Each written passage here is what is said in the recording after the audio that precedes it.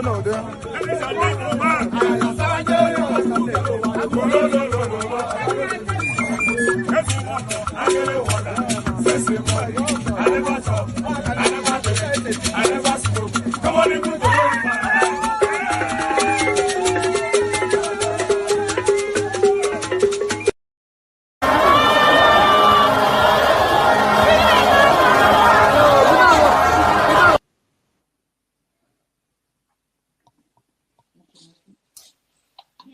this rally make my blood pressure go up.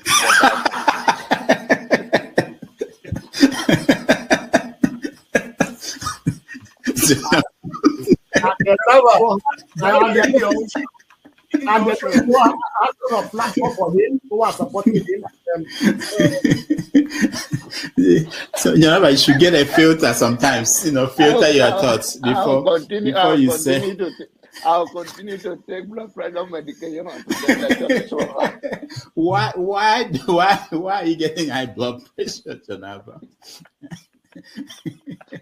Now, I'm not taking medication for myself. I'm taking it for people like some of you guys that after the January, February something, and then people like Soludo, that is a good spoiler. I thank God for his life. He's working for my. And I am ready to die defending Nigeria in whatever way. When it is God's time for us to go, it is. And you took my time to God. You are ready to defend Nigeria. I gave you my time.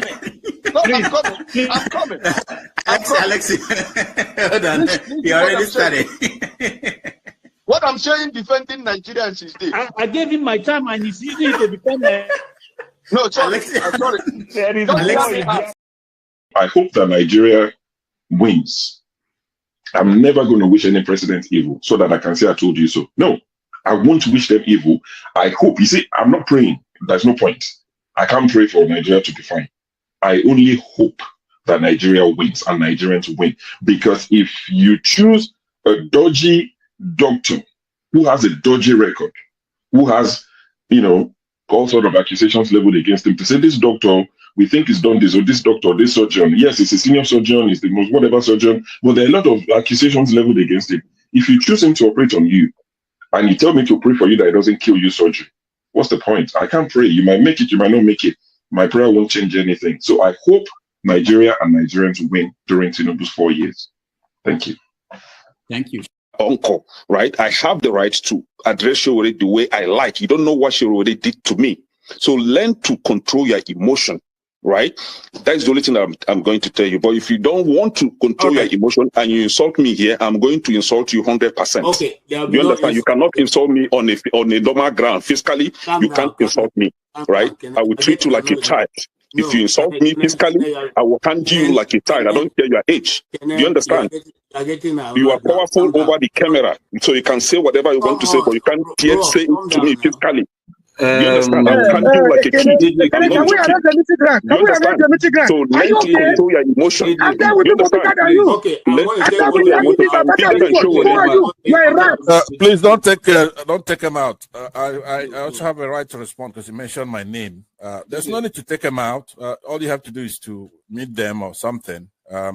And you're taking too long to admonish them. Comment. What did you say? Comment.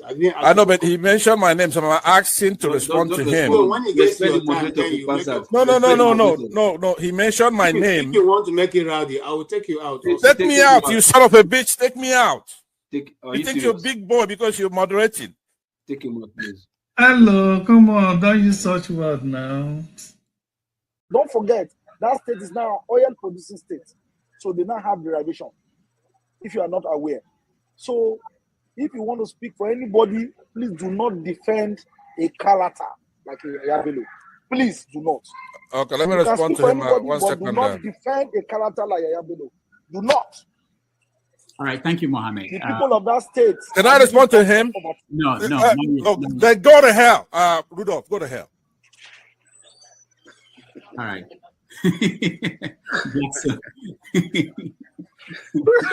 Rudolph, I've never seen this part of him before. Tinubu is a legitimately. There are few like me that are not. All the people who are in this country, They make government money. This one never touch government money.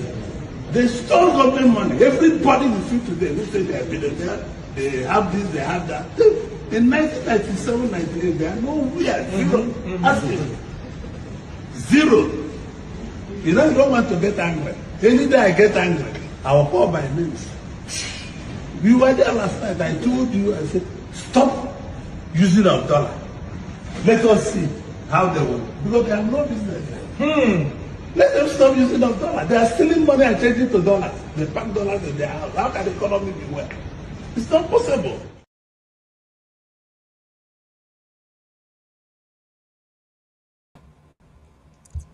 All right. It's good to see all of you this good afternoon. It's good to be once more on the stage. Today is going to be a beautiful day because I already have Mr. Okpobolo behind the behind the stage, and so we're going to have a very brief discussion on what our brother, the councillor who just spoke some minutes ago. We're going to try to dissect what he has said, and then we'll also go ahead and discuss maybe other current issues in the Nigerian news. But here's how I want to start. And listening to all he has said, I want to give you a takeaway. A takeaway from my desk would be that, listen, everybody who has been in the leadership position in Nigeria is a hireling. They are not sons.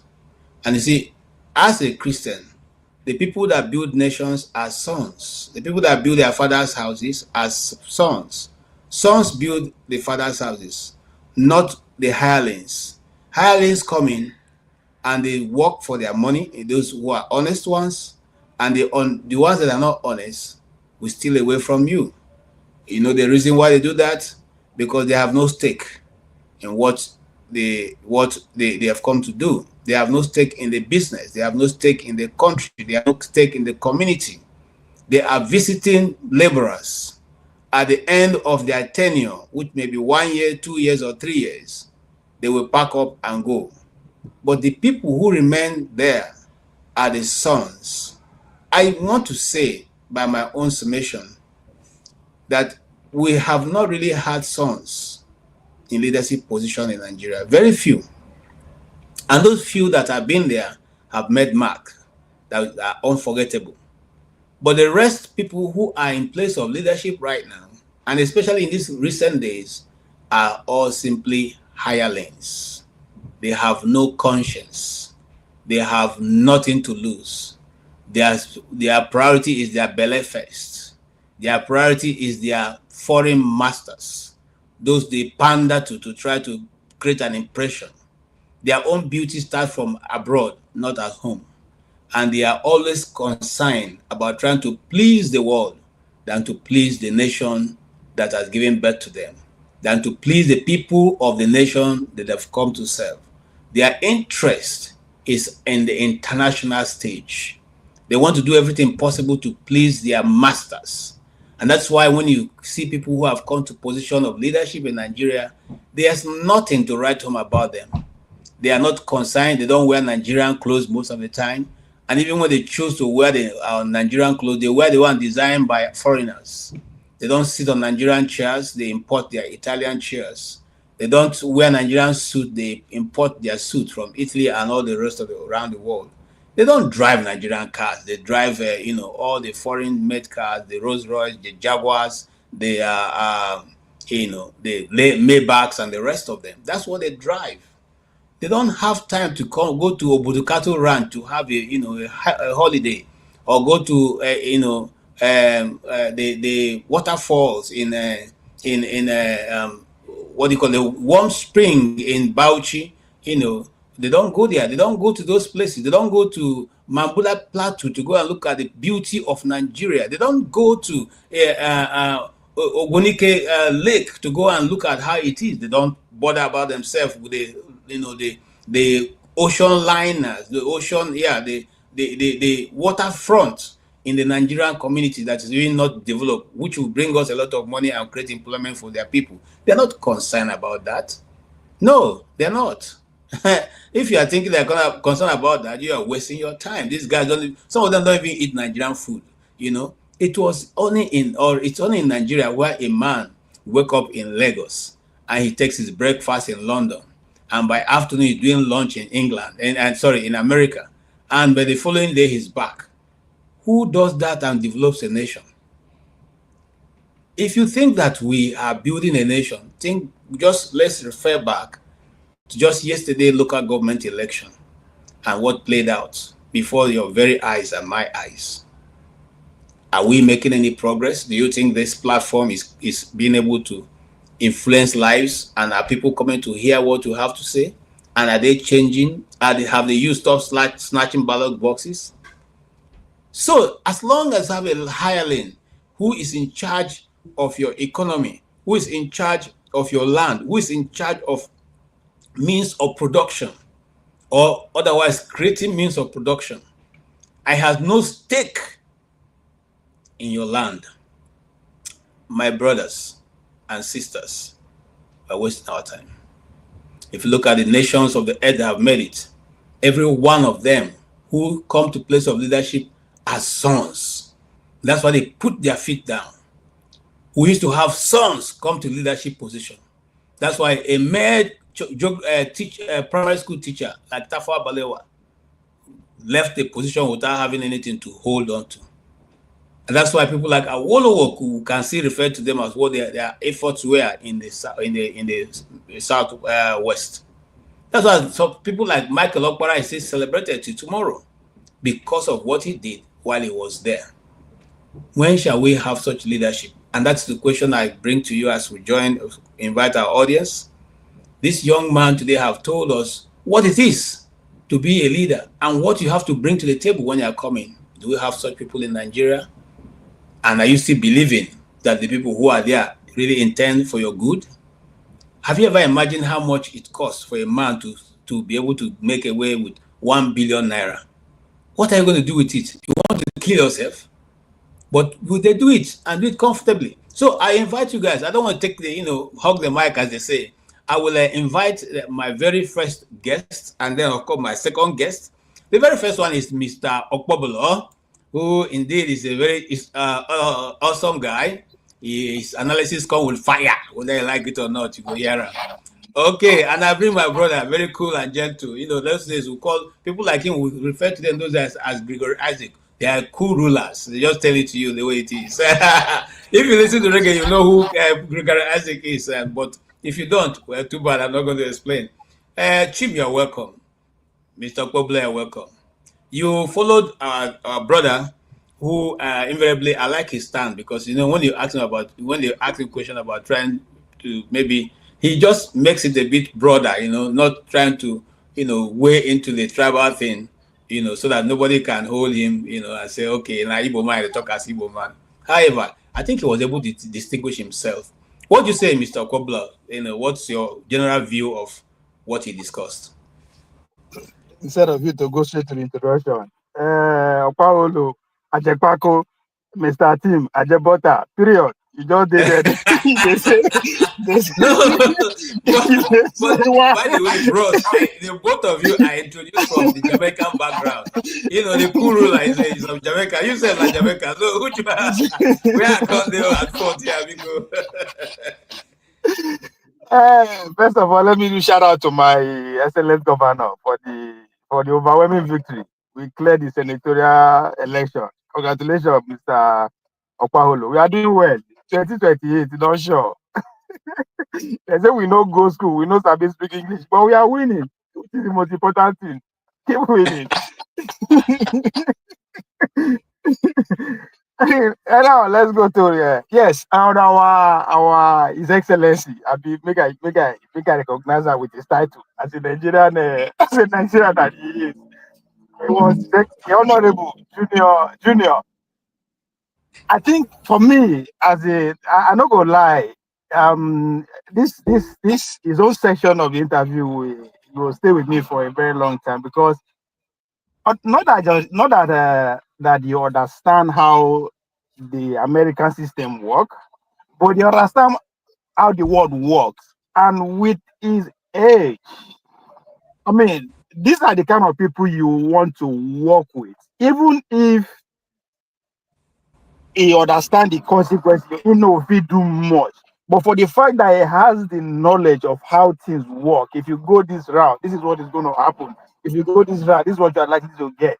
So I mean, and he said he's going to be a serviceman for the next 40 years. So I mean, if I say let me look at the future if there is hope, I think now people like that I will say okay, the fact that you understand how the world works is very important, because a lot of people who are vying for the position of power don't literally understand how things work, and when they can't get there, they will now be faced with the challenge that, oh shit, now so it be. Do I have to go with them more? I mean, so but once you understand how it works before you even climb the ladder, to even if you want to even go the route that will go against the interest of your people, for instance, as a Nigerian, as a black man, you would know, okay, oh, this is what I'm going to, this is what is going to happen. What other choice do I have? Which and that question, the answer, and when at the very end, at the early when Dr. Damage they asked a question that he was saying that yes, this is not a war. Yes, the system is bad, whatever. But he said he felt that his job in this world, even the phrase him as a religious person, is for him to do the little he can. Yes, I understand this place is dangerous. Yes, I understand that I'm gonna have to work against the interests of my people. But guess what? Maybe I still do one thing. If that's all what I can do, and somebody else called Jonah, and I think they talk, God willing, maybe have more people thinking like that. I think that's where the coalition of willings they come to play here. People keep not understand the relationship with the Israel and the America, right? It's a convergence of interest. If you go back the history of the Jew, what did they pass through? They don't want to experience this again. If I want to use their rhetoric. And the only way they cannot experience it again is to align with the superpower, who in a way is in a position to deal with them like that. So if I for me to be, whatever these people want, I will give it to them, right? So again, you have to now look at the interest of the American hegemony. What do they want? They want to control that region because of the energy hub of the world. So if you are in control of that, automatically every other thing fall in place. So now convergence of interest, now they play out. So that's why people don't understand, oh, how small Israel they control America, or how they no, it's not about. So and again, the same people when they make that argument, they will still make the argument that, oh, you control most of the corporation in Nigeria, in America. That's the system right there. So if you invested so much in this in corporation that run the system, then you control the government. It's as simple as that. That's why people they say, don't go tell the teeth. Whoa, it's again. So what I'm trying to say, the fact that this young man, right, coming from Onitsha, right, this one not be saying, I'm Papa na America, I'm Mama na America. No. This na Tibugu was born in Onitsha, but for him to have a profound understanding of the system that he grew up in, I mean, I'm not gonna lie, I was just smiling, man. I'm impressed. I'm impressed. And again, he spoke like a politician that he is, right? Even though most of the time, especially that the argument between the African American, who is an African American, even at that, the way the guy they navigate the direct question, I was impressed. I mean, the 26-year-old at that time where I did say, I don't even know. So I don't gonna lie. I don't think. I mean, I will if I get money, I will donate to his campaign. Okay, thank you so much. I was also just like you. I was quite impressed with his answers and his some of the pushback that he put. And I wish what's his name now? The guy from California. I wish he was here now because he seemed to know so much about politics. Let him come and tell us where we are missing it. But he's not here yet, so I'll leave until he comes. Yeah, Mr. Chim, what's your overall take about that? Is there any area that you think he didn't make a good mark? I didn't watch him so much. I drifted into sleep where I was, and I barely just woke up. So the only thing for me, the only takeaway for me, not necessarily his contributions. At least the last place I listened to him was when he was responding to the question about the U.S. relationship with with Israel and the role the US is playing, in his own view, in enabling the I don't know what word he used, the crisis going on in that region. That's the only place, if you ask me out. He's an intelligent young man, but that's the only area I would say he probably is not too deep. I think it's coming from an emotional angle of the modern day Democrat, who the way the Democrats have become when it comes to their let me tell you why. And again, it's coming from Texas. Texas is, you cannot say anything against Israel, even as a businessman. Okay. It's a crime. So that's why I say, as a politician, he navigated you well. Okay. You coming from Texas is a different thing than you just being a Democrat. A Democrat in Texas. So yeah. Okay. So but my impression is I hope as a people, and I mean as Nigerians, we can see how old again is he? He's not in his 30s yet. 26. 26, and is already actively in politics. He defeated somebody who had been there for a pretty long time. 12 years. Yeah, good. So that should be a message to our politicians back home that in other climes, people of that age are being given an opportunity.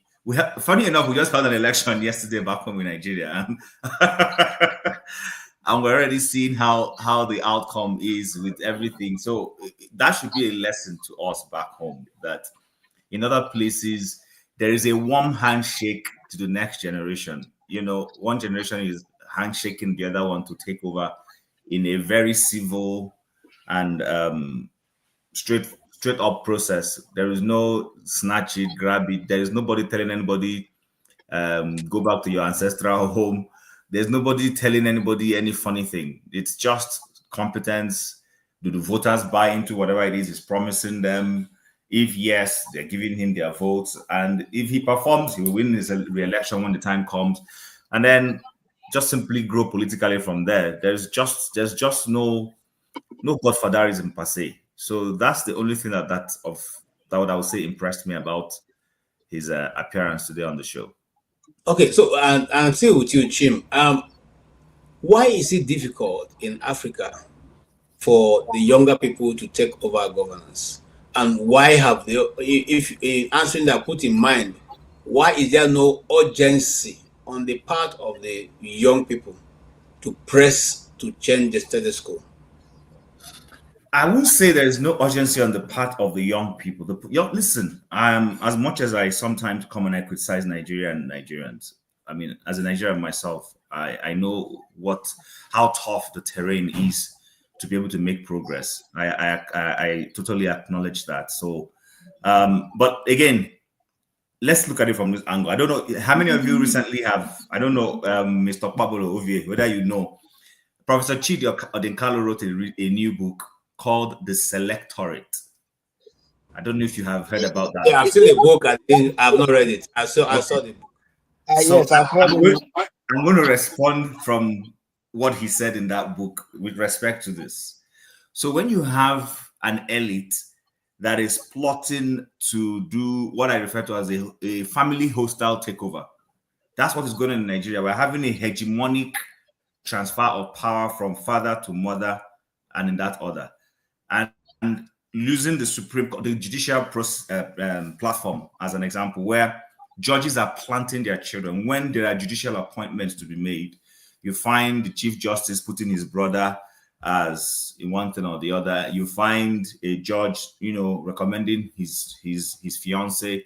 You find, for instance, Wike's sibling or relative there were opportunities in the FCT court or something like that, and they're all filling those slots with their children, their family members, their concubines, and all that or whatnot. It's also happening when it comes to the political sphere. You're finding a politically astute father trying to make sure the son gets a seat and all that. These are things that are happening, and it is hamstringing people who don't have any political clout but want to go in and test the waters themselves. They're struggling to find their feet. So when you're having all those kinds of things, then it's going to be a challenge. Yes, some might say, but it also happens in some form in the Western world. Yes, but it's not like the father foists their son. A child might get interested in politics like the father. He also go and test his own popularity. Maybe if his father has done well, he might rub off on the son himself. But this is not that the father just foists the son. In Lagos State, we saw a man foist his daughter. He forced someone to leave a seat for his wife. He did. We've seen a senator telling us how he uses his wife, who is a member of the judiciary, to win court cases for his friends and associates in the legislative arm of government and friends generally. So these things are happening, and as much as they are happening, they hamstring people who have good intentions and want to come around, young people who might want to go in there and contribute. So those are some of the challenges we're facing. It's not an excuse for Nigerians not to keep pushing forward, but it's certainly something of concern that is not helping matters. So, I know, let me yield to Ovie. He might want to have one or two things to say on this. Yeah, I think, in disagreeing and agreeing with your points is that, you said it that some people come and argue that it happens everywhere. That's true. But why Nigeria is very dangerous, just like the way you put it, is that the institution doesn't work. It doesn't checkmate anybody. So in America, if you force your children to somewhere, right, there's a limit to where you can go. So I think that's also very important. But I totally agree with you. It's still very big manism. Who know who? Like it's forceful. But in terms of the question KJ asked, why in regards young people. 3 things. Let me come with 3. If they think 3, you understand? This is my made up theory, right? 3 here means our young honorable junior, Showore and Obi. That is 1 3. The second 3 is that for me, I think for you to be in leadership at that level or in a political setting, you need 3 things. One in these 3 things.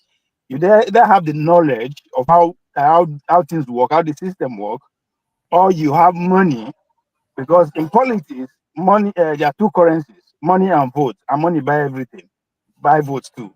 You either have money, or 2, you have a platform.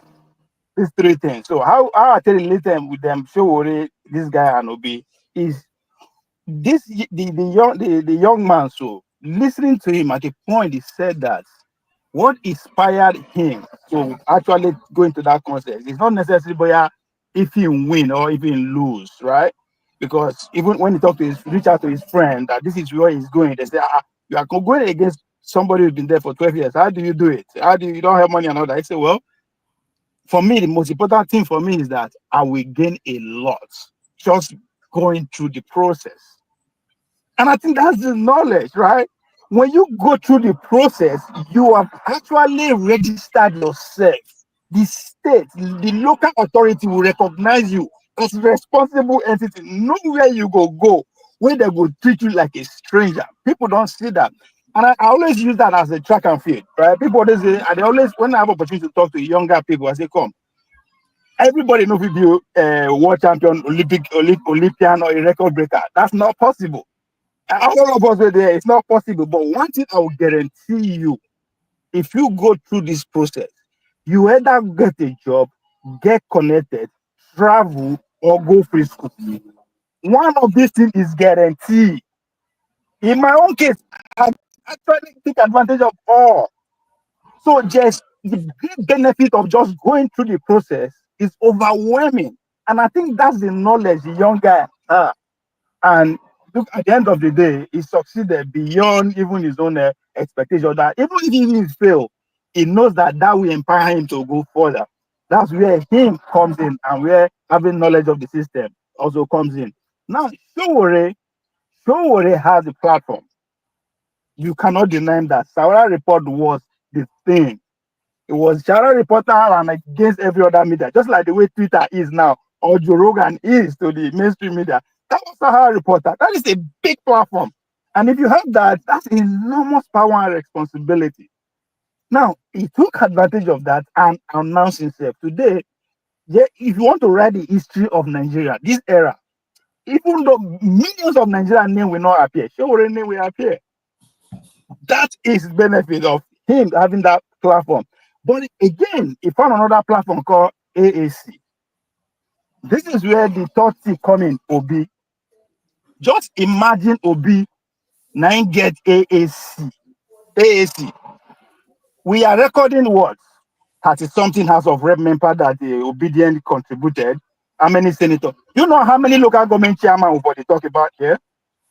How many, at the state level, if to say 9, he has a party that he controls, right? So that is another advantage of you actually taking advantage of. That's where Obi comes in as a leader, right?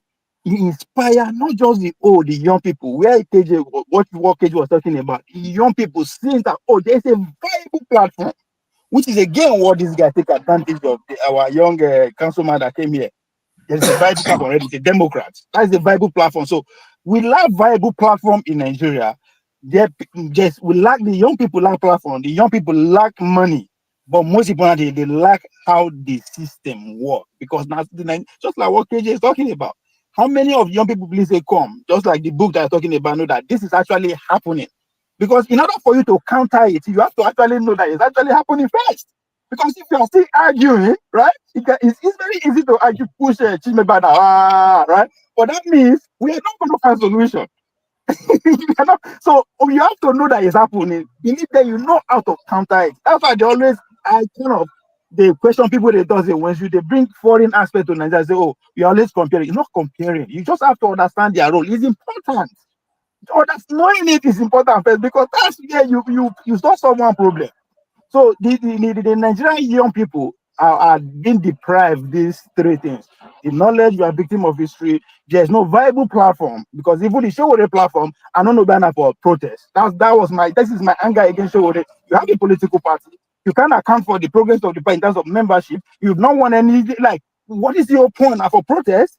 So the Nigerian young people don't have a viable platform, and most importantly, who wants to say I want to put a 1 billion naira to make sure 2 people or 3 people get into House of Assembly? Only those that have the money and have the interior motive will do that. So these are the 3 things I believe that is actually working against the Nigerian young person, but at the same time can be a favor if we have access to it. All right. Thank you so much, Obi. I want to ask you, this question would have gone to Chim, but let's start from you.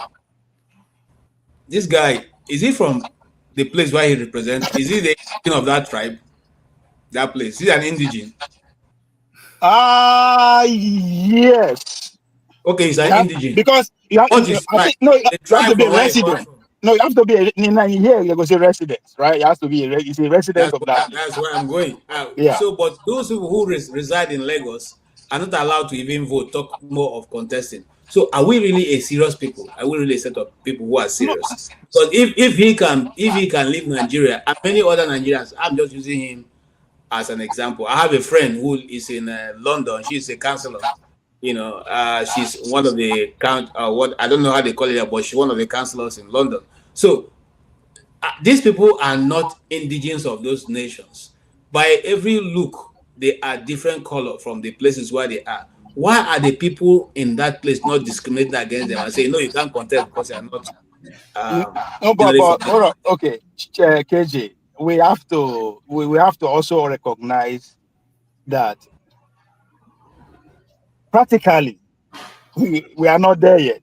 Now, what do I mean? Because when I say practically, legally for Nigeria, if you actually vote for Lagos, if you vote for any other tribe or any other person, I think legally it's happening. But now implementation is where we have to fight.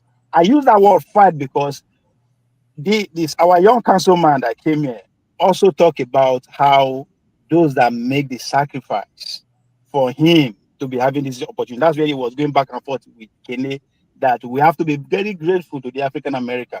That's what it was, because literally, as a black man in America, you nothing, you know, if you vote, you are useless in terms of the political arrangement, right? So blood were shared. That's why I always talk to Nigeria.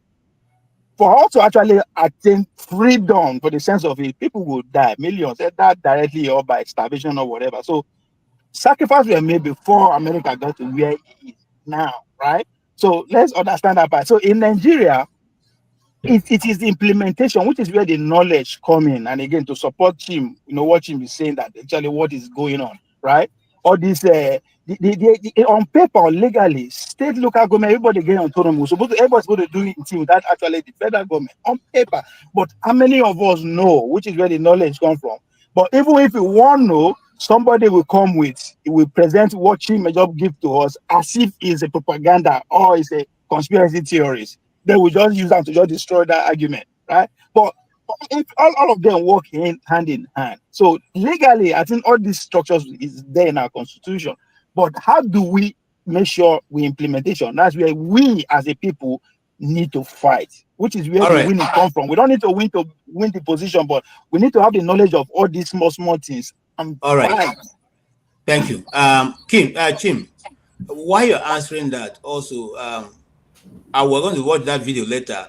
When he talked about the people that are in office are sometimes the least qualified, and but if you still see how sharp this guy is, and you see how sharp some of the politicians outside of Africa, let me not say Africa, but Nigeria as in particular, are sharp. I'm not saying that everybody in Nigeria is not sharp. How be it that we always have to end up with the wrong set of people who cannot even think through a small process on how to get results without having to read from notes written and all that kind of thing. You see, this guy came in and he answered all the questions. He wasn't referring to any notes. He wasn't referring to anything. Even some of the questions I thought was going to be difficult, he answered them with ease. So how is it that, like I asked Ovie, you can go ahead and answer, sir. And maybe if you have any area you want to expand to, please feel free. Okay, so I think the thing is, generally everywhere in the world, there are intelligent people in politics, but most of the time, if you aggregate the number, most of the people who go into politics are not necessarily the most intelligent. It doesn't matter whether it is Nigeria, US, everywhere. It's not. It's not always because of the nature of politics. Politics is a game of popularity, a game of acceptance, but not a game of intelligence. It's not a sphere that necessarily deals with how intelligent you are most of the time, but how popular you are and how visible you have been to the people. You see how he started. He had been doing some bit of community work. He was helping children and, all those sort of things. So maybe the young people he had been working with are the people who showed up for him when the elections came up, and he was able to remove the incumbent who had been in office in that particular constituency. Now, the thing is, even though it is not a game of intelligence, nonetheless, people who go into politics in other climes, like where we are, they do their homework. They try to understand what is important to the people. They know that the votes count, because when you know that the votes count, you prepare yourself. You would read up, you would get involved in things that will be of interest to the people, that will make the people want to pick you or vote for you. So you would also want to brush yourself up in terms of being able to know how to do public speaking. Because remember, it's politics, and politics, like I said, is public. So there's going to be a lot of public speaking. There will be moments where you are invited on short notice to give a speech. Nobody expects you to start writing a long, winding, paperwork to come and stand and miss. No, you have to speak from your heart. So if you haven't internalized what's going on in the community, it's not in your heart. You won't be able to speak what you know. So, for instance, I don't know. If you've been following the politics of, by the way, it's a coincidence. He represents a constituency in the US called Grand Prairie. There is a place. There's a city here in Canada, in Alberta, where I live, called Grand Prairie. So the first day I saw it, I thought he was a Canadian politician, actually. But the thing is, you would understand what those people are going through. If there is, let's say, for instance, if there is a broken down water pipe with some sign of history, maybe they've been trying to fix it you will be able to know that. So that when somebody asks you, what do you think about this? You'll be able to even go memory lane to say, yeah, this thing has been a historical issue, blah, blah, blah, where I think the councillors are dealing with it. You'll be able to speak a bit to it. The Nigerian politician does not believe in votes. They know the electorates don't count. They know votes don't count. And because they know all of this, they don't waste their time trying to understand the people, understand what their needs are, and be able to speak, because they don't know. But in those places, they know that the voter is the king. That even though when they eventually emerge, they will be more popular than the voter, but they know that voter is their foundation. If they don't speak to the heart of the voter, they are done for. So that is the difference. That is why you find our politicians, when somebody tells you, okay, 2023, several debates were supposed to hold for the presidential candidates in that election in Nigeria. How many of those debates held? 0. We all know why it didn't hold. Now, people went to Chatham House. If we can still recall the speeches given by each of the candidates who went to the Chatham House, at least 4 of them went to Chatham House. Or was it 3? Correct me if I'm wrong. I don't know. Did Kwankwaso go? I can't remember. So, but he went. Okay. Yeah, 4 of them. 4 of them. 4 of them went. But we all know who went there and didn't necessarily make an impact. The person who went there and said he was going to answer questions from a teamship angle. Teamship. So they ask him question, he will give it to. He will say, "OVA, you answer that question for me." But the question is to you. Why is OVA the one answering question that is OVA is not the one running for office? We saw it. We all see it. And that person today is the one sitting in the saddle of leadership. He didn't answer any question. He went to Nigerian Chamber of Commerce, or what was that place he went to, and they asked him a question and he said he won't answer, because if he answers, he will be giving expo for his opponents to come on. I haven't forgotten those things. If you guys have forgotten, I don't have amnesia. But that guy today is the one sitting on the saddle. He's the one who said that he will not go for any presidential debate. That now debate we go shop, now data we go shop. So when somebody has that kind of mindset, what does it tell you? It tells you that he doesn't take you serious. He doesn't believe that your vote, that he needs your vote. And it's showing in his attitude, in the way he's running things, because he just believes that who are you people? You know, so I think that's the difference between the politicians in other climes, because elections matter, because votes count. They know that just saying the wrong thing alone is capable of swinging those votes for or against them. So when you know all of that, you would pander to the voter, even if you hate the voter. But at least during the election cycle, you will pander to them at the minimum. Yes. So I'm coming still to you. So with what you've just answered, that means 2027 is already lost, if you judge by the local government elections. So honestly, I'm not adequately prepared. When I say prepared, no, I'm not adequately schooled enough to be able to answer that question, because I don't know what's going to happen. I don't know what the opposition is doing. I don't know how this election was held. But yes, I do know that it's going to be difficult to remove a man who, when he was not in office, he wasn't an incumbent. He won an election that all the indices were stacked against him. Everything was stacked against him.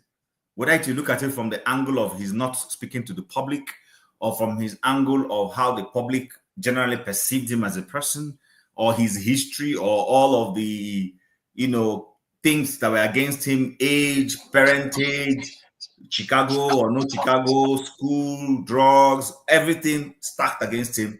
He came out on top. Now he is the one calling the shots. It is his Minister of Finance and his central bank governor that will release funds to INEC to conduct the election. When he was not in office, he won. Then yes, you're right. It's going to be almost an overhill to upstage him. It is going to be that you see this opposition, they will need to do, if APC was running at 120 kilometers to make sure they overtook PDP in 2015, this current opposition will need to be doing 300 kilometers non-stop with double horsepower and cheetah power, name all the even ostrich power, all the fast animals put them together and give them. That's what they need to do. Okay, Chief. Okpabilo, you have been able to win almost all the seats in those states. And judging also from what Chim have said, which I totally agree with his analysis, and we have said it here also, do you agree that because of that, the election is already lost? Because if judging by what we have on ground and by his own summation, that it's not the votes that count, and the Nigerian public is not ready to do beyond what they are doing now. I'm saying that based on the fact that the same rigging that have taken place in this local government election was perpetuated by the same people that we seem to be fighting over, quarreling over, boxing over to get them across the line. They are still the same persons, carrying out this heinous crime of rigging the elections. Do you think we should get ready, or do you think it's already a foregone issue? Thank you. I see Masca. I will bring you in right away. Go ahead, sir, Mr. Pueblo. I think I will I will go with Chief. On this, Chief said two things though. He said he doesn't know what the opposition is doing. Me too. I don't know. I'm not to be funny about it. No, but I mean, hold on, Ovie. I know what the opposition is doing, and we have discussed it on this platform. We said if we were in the opposition, and I said so, I will never put my cards on the table. Never. Because these people intend to make sure that the most credible opposition will not have a political party. So what you need to do is to be a shifting target. That's what it is. And I think I enjoy what they are doing. Don't give anybody, or don't show your hand. Like I gave an example here. I said, be like Kenny Rogers. There's one Kenny Rogers old music. It says, every gambler knows when to walk away, when to. You must know that when you're dealing with people who are shifting, who are evil, who do not want the truth to come, you must be very careful and keep your cards to the chest. If I'm wrong, please let me know. No, I mean that's why I said, the fight. I said because when I said I agree with Chima that I don't know what the opposition is doing. I'm coming from that angle because last election, 4 people tweeting in the room became 6 million. So, so I don't know. But the other thing Chima said against the call, the man that all odds were against him, he pulled it off. Now if he's saying get all the cards, you want it happen. That's one. Me, I normally divide Nigerian presidency out of two direct ways: the home power and the foreign power. Right? And I the talk of this since Bola Tinubu has not offended anybody here in terms of the local power for them to gang against him, not to give him second chance. I haven't seen it. Now on the whole foreign front, when it's to Nigeria, you are listening, make an offend you this time. You see the masters, the masters say one of their puppet masters, in the name of our own Amiable Kojoewela. So come and give una the scorecard. I don't understand why would that.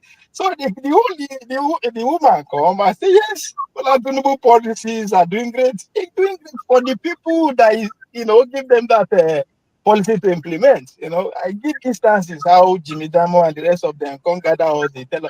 So that is the result. They are satisfied with what he is doing, regardless of how many people they die. But one thing again, media is silent about the woman visit. Again, she followed that statement with Tinubu need to do the needful. You need to meet the poor people. You need to give them the cover we will give you to go and share, fast cash transfer to meet the emergency, right? She said that. And again, Bola Tinubu, knowing that it's going for 2027, it's just a slow and down yet. They're not going to. The money is there. They've already given billions to share for, I think I was 5,000. I added the one. So she actually came to reinforce that. Say, come, you need to start giving these people the money so that this shout of poverty no go to they go on, alarming.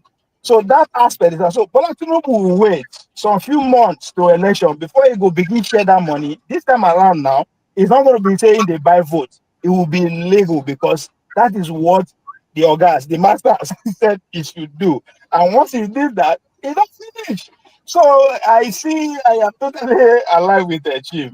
The man everything is working for him. And as are the people where with the cry say everything is against us. Yes, with our suffer, the suffer has tripled. But the fact that nobody is organizing the people, now I'm talking about the opposition. As I said, I don't know, but from what is obvious to me, nobody is organizing the people. But that's what it's going to take. That's the only way.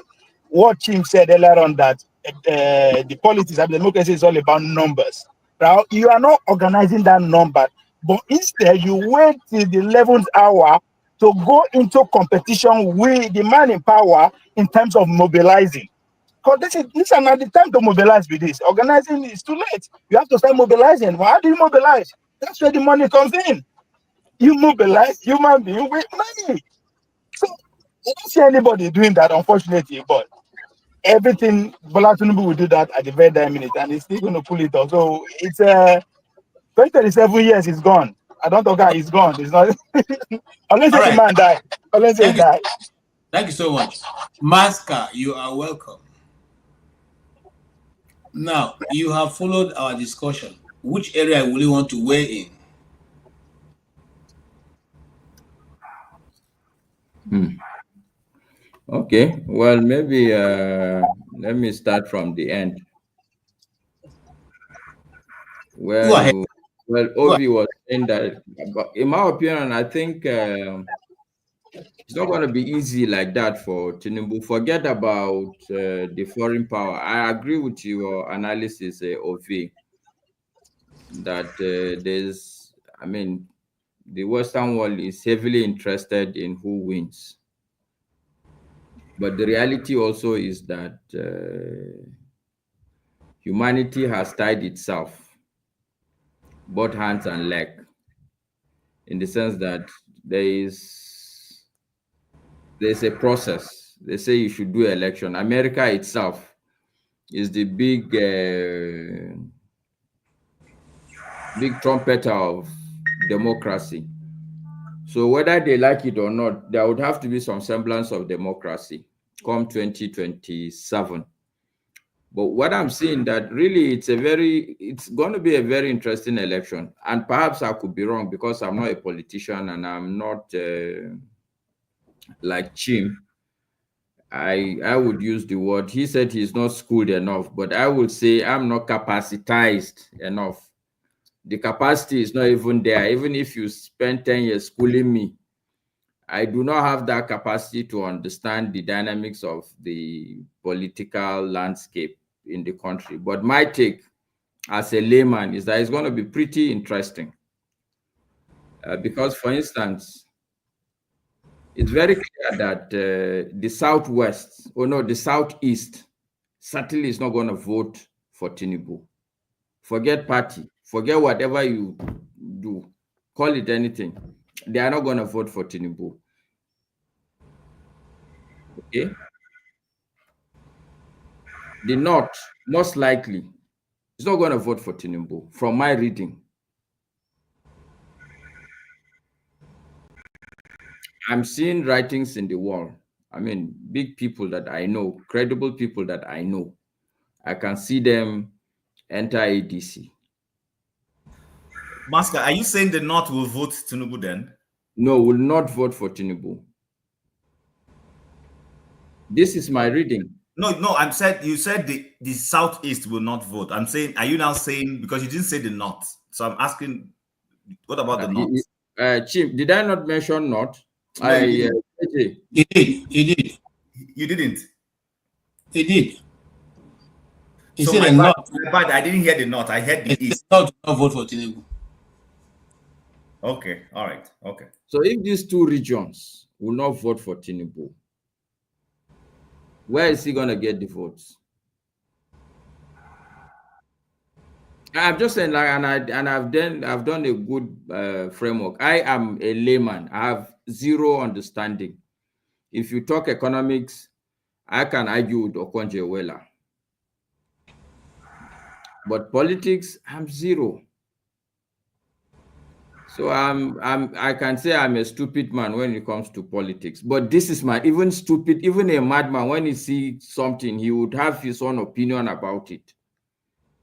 This is my take. That is going to be interesting. I'm not saying that Tinubu will not come back, but I'm saying that it's going to be interesting. Why I use the word interesting is because I'm looking at, technically speaking, the country is, during Buhari's time, the country was divided between North and South. But now during this regime, it's like the breakdown has gone deeper and further. As it is now, like I said, the Southeast is not going to vote for Tinubu. The North, from my reading, the way I see this ADC going, because if it were just some small people somewhere, you could say, okay. But I don't expect a David Mark. And there are a couple of other people I've seen that I know that,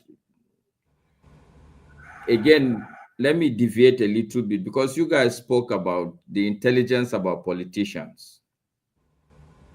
I can tell you that Nigerian politicians are very intelligent.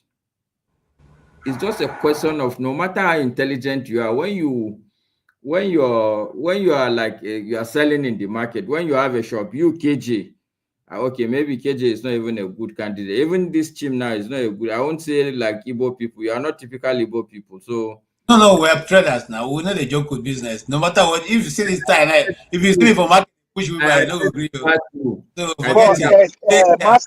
Mascot, you yourself, you are the prime example, because this title of people are business people traveling around the world. No, yes. To go back to history, that is what an average Hausa man is known for. No, that's why I look at them. From the little I know about them, I'm a better trader. I'm more legit a trader. So let me use myself as an example. No matter how intelligent I am, if I open shop, is what material demand I enter shop he say he wants to buy that I will be discussing about. You get the point I'm making? It is what the politicians understand that, oh, these are voters. This is what they want. They like dancing. They like singing. Don't think that I will never discount anybody who has gone through a law school. Honestly, I will not discount that person. It takes a lot for you to pass. But for a lawyer, like somebody like Wike to come and be small time now, you know, you dance and do all that. You know, even Tinubu has danced. The only person I can't say I saw him dancing is Buhari. But I can list, is it, what's this guy now from Kogi State now that used to sing? Dino Melaye. It's either you are, before, during the olden days, it's like, as a politician, when you have the capacity to insult, especially in the North, if you can insult authority and have people like that. These are all the things that people like. So these are intelligent people. And I'm saying that some of these people, I respect their IQ. If they are in ADC, in the opposition, then I'm telling myself that they know what they are doing. Yeah, okay. I like that where you left that. My summary is that I don't think we should discount 2027. And actually, honestly, I think it's an opportunity for the Nigerian people. Those people who want to do well for the country, this is an opportunity when it's not cast in stone, when things are a bit shifty. So I asked you this question, Maska. Can you analyze for us what went wrong in the last local government elections? No, I didn't follow. Honestly, I didn't follow any local government election. I'm not a I don't follow all these things because I don't think anything good will come out of Israel. That's where my problem lies, and that's why I posed a question to Pablo, who his governor and elder brother. You said you know what the opposition are doing. So the question is that what did they do right or wrong this past election? The opposition. Great. Now the opposition, and when I talk about opposition, I'm not going to the the nitty-gritty of what the local government or even the governors will be doing. I'm going to for Brooks, which is the presidency. And when I talk about opposition, I'm talking about Peter Obi as a candidate who most Nigerians feel that he can do a good job. Now, and I said here, if I were him, I will never show my card to anybody. Just the way he's going. In fact, he's a very. The other day I was analyzing something he was doing, and I felt this man, you know, whether I like it or not, the man also knows what he's doing. Except, of course, something else happened. But right now, Peter Obi is on top of his game, and he's enjoying dribbling them about. You have talked about how Donald Trump used to dribble the media. He will give them something and they'll be discussing and fighting over it, why he's doing whatever he's doing. That's exactly what Peter Obi has been doing so far. And small things threw them off, and they'll begin to debate over it. And he's going on. Right now, the struggle, or what they are trying to do, is to make sure that wherever he decides to pitch his tent will be either they'll cause chaos there and he will not get a ticket, or they will make sure that INEC has a problem with that party. So it is good. If they want to remove all the political party from the system, good. Remove them. But as long as it's concerned, until the last minute, until the very last minute, let him not declare why he's going to contest. And that's what I see. I'm coming, sir. Let them keep mobilizing the way they're mobilizing, you know, whether they are mobilizing the obedient or those who are in support, whether they are obedient or not, let them just keep going in that direction. All right, Kim, go ahead, sir. Okay, so why I'm skeptic about this so-called opposition is because, you know, the last opposition is the ruling party, and the ruling party is ruling and also acting like an opposition.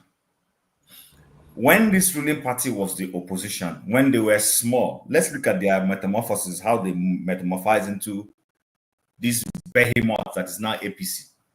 Starting with ACN, at least with ACN, and then separately CPC.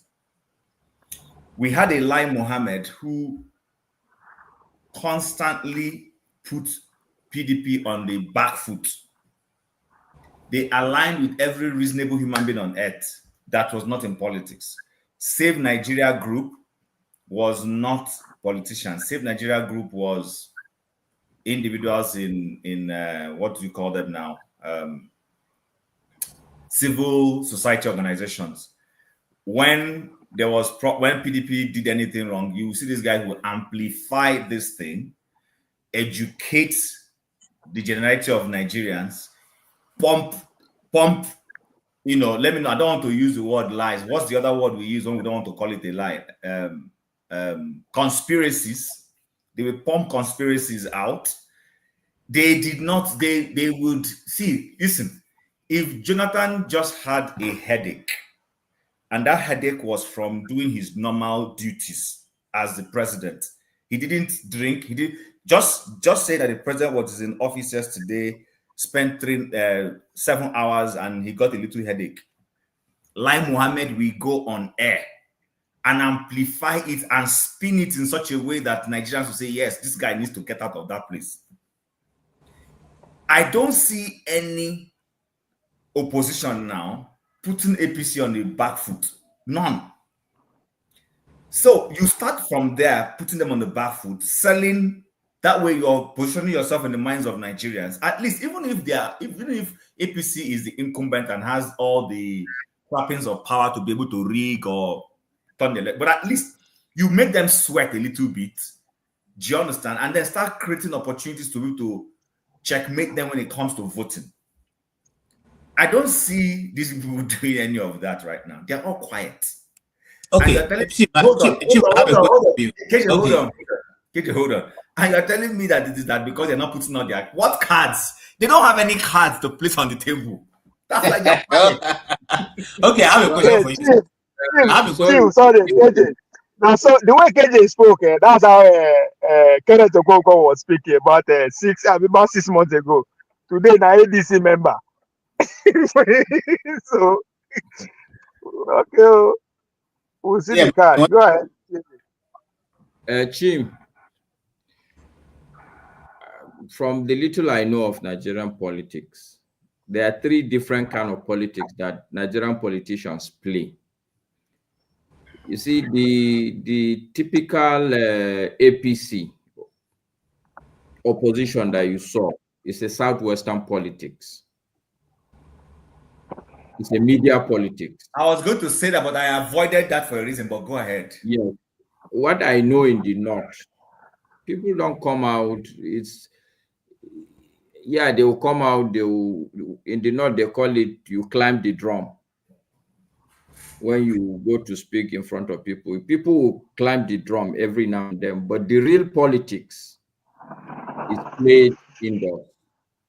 You go sit with people, you discuss those opinion molders, these key stakeholders, because my understanding is that the politics in the North, almost everybody has his followers.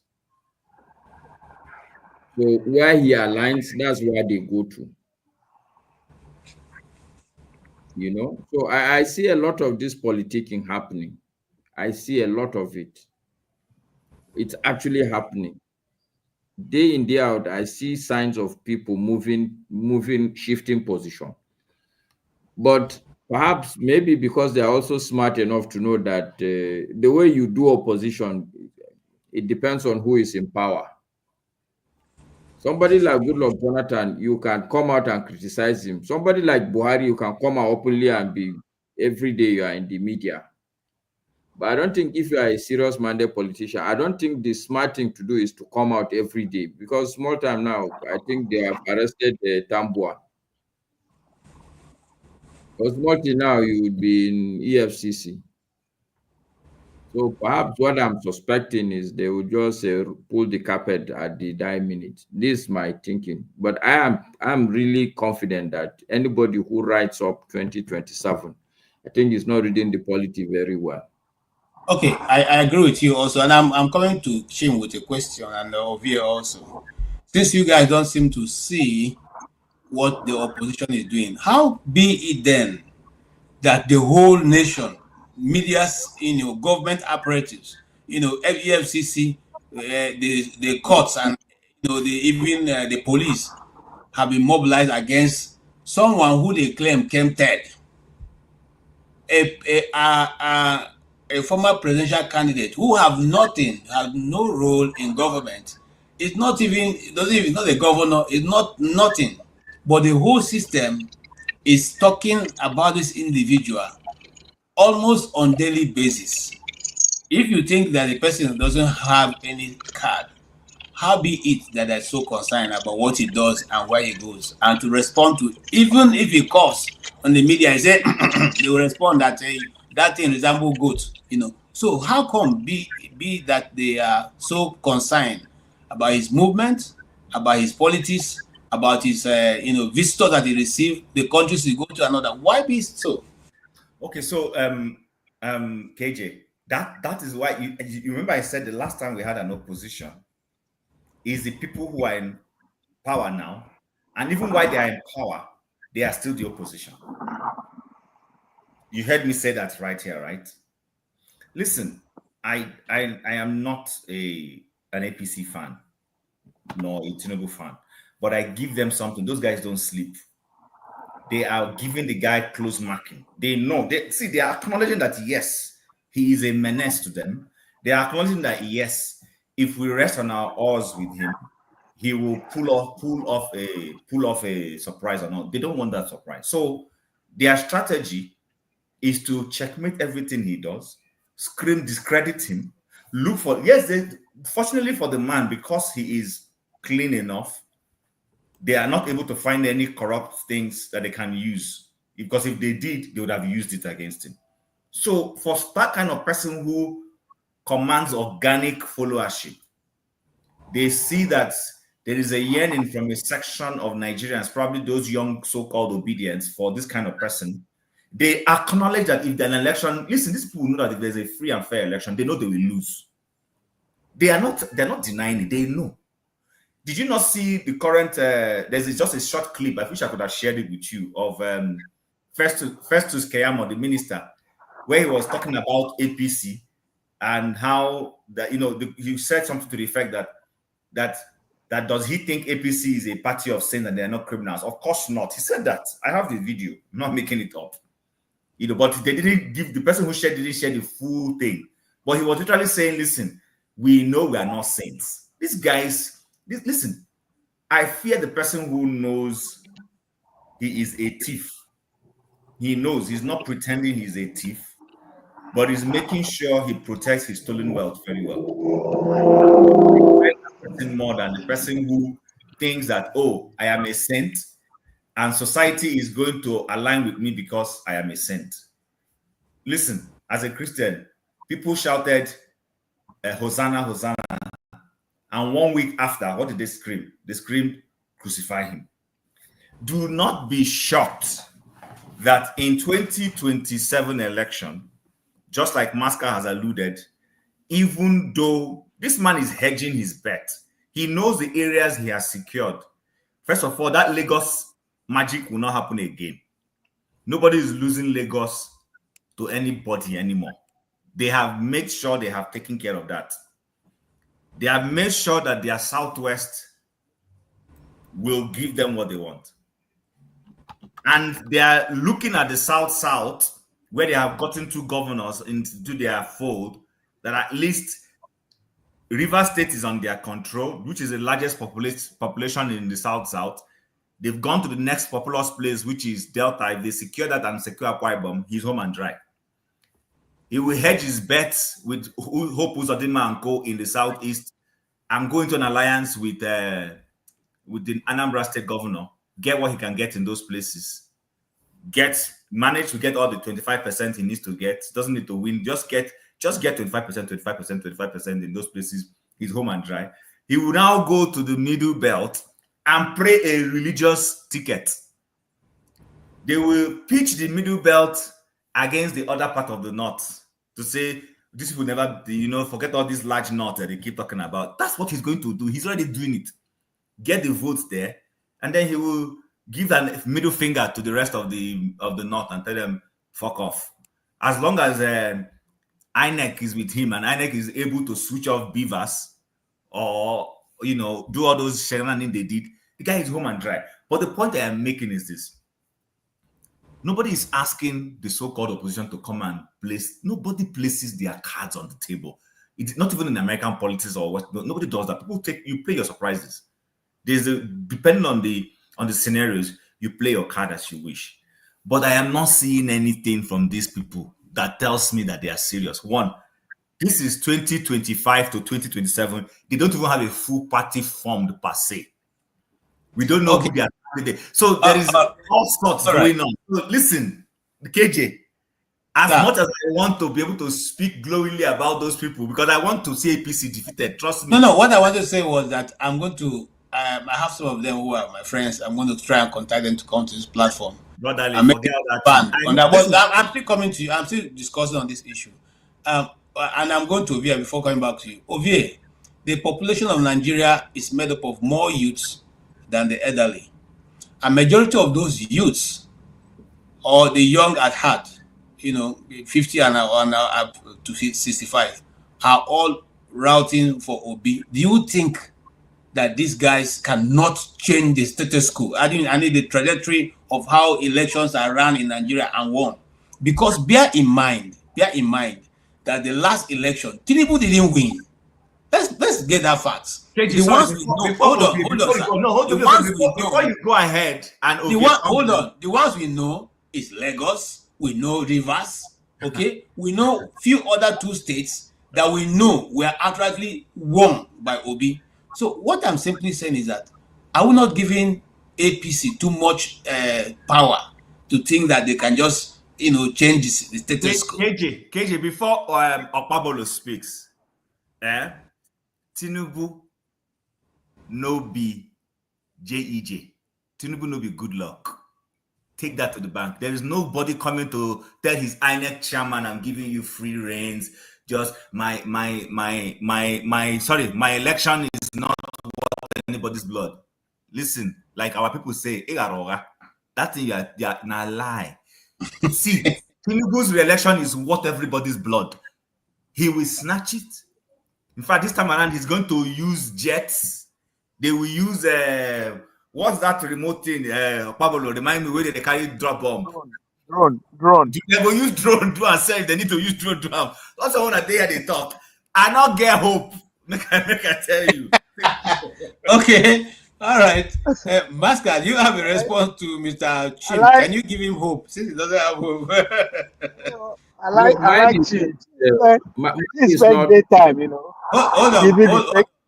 Hold on, Mascot. Let's hear the other one who is also in support of Chim. Chim, I like Chim. Chim spent great time. They analyze the technicality of the Nigerian politics. But at the end of the day, he can't tell you the reality. last they go snatch out, baby.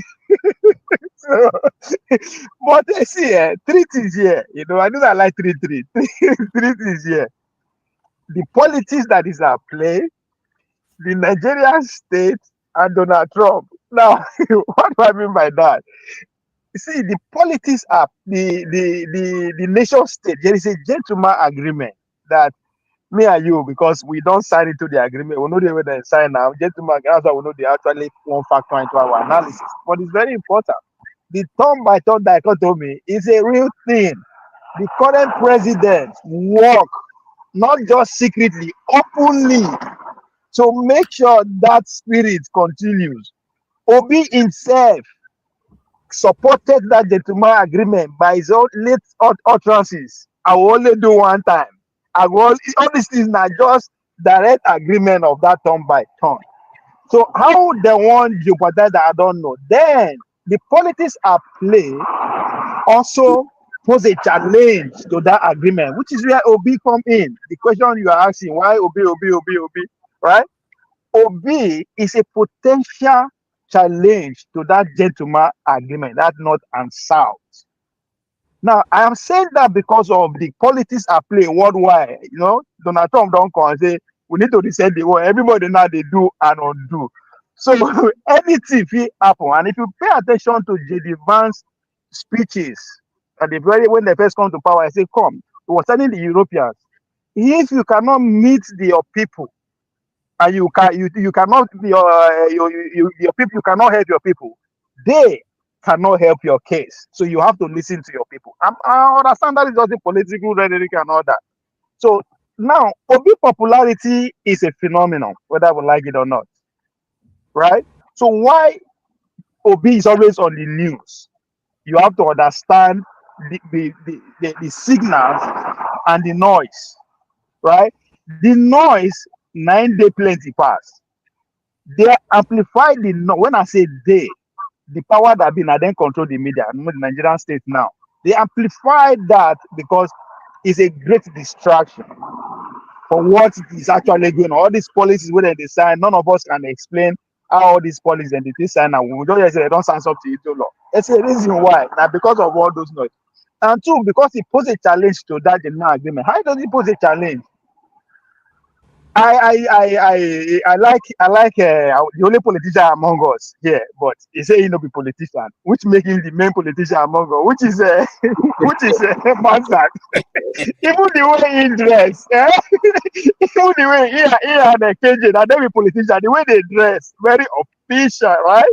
You are looking for something, but it's okay. We understand. I'm just coming back. He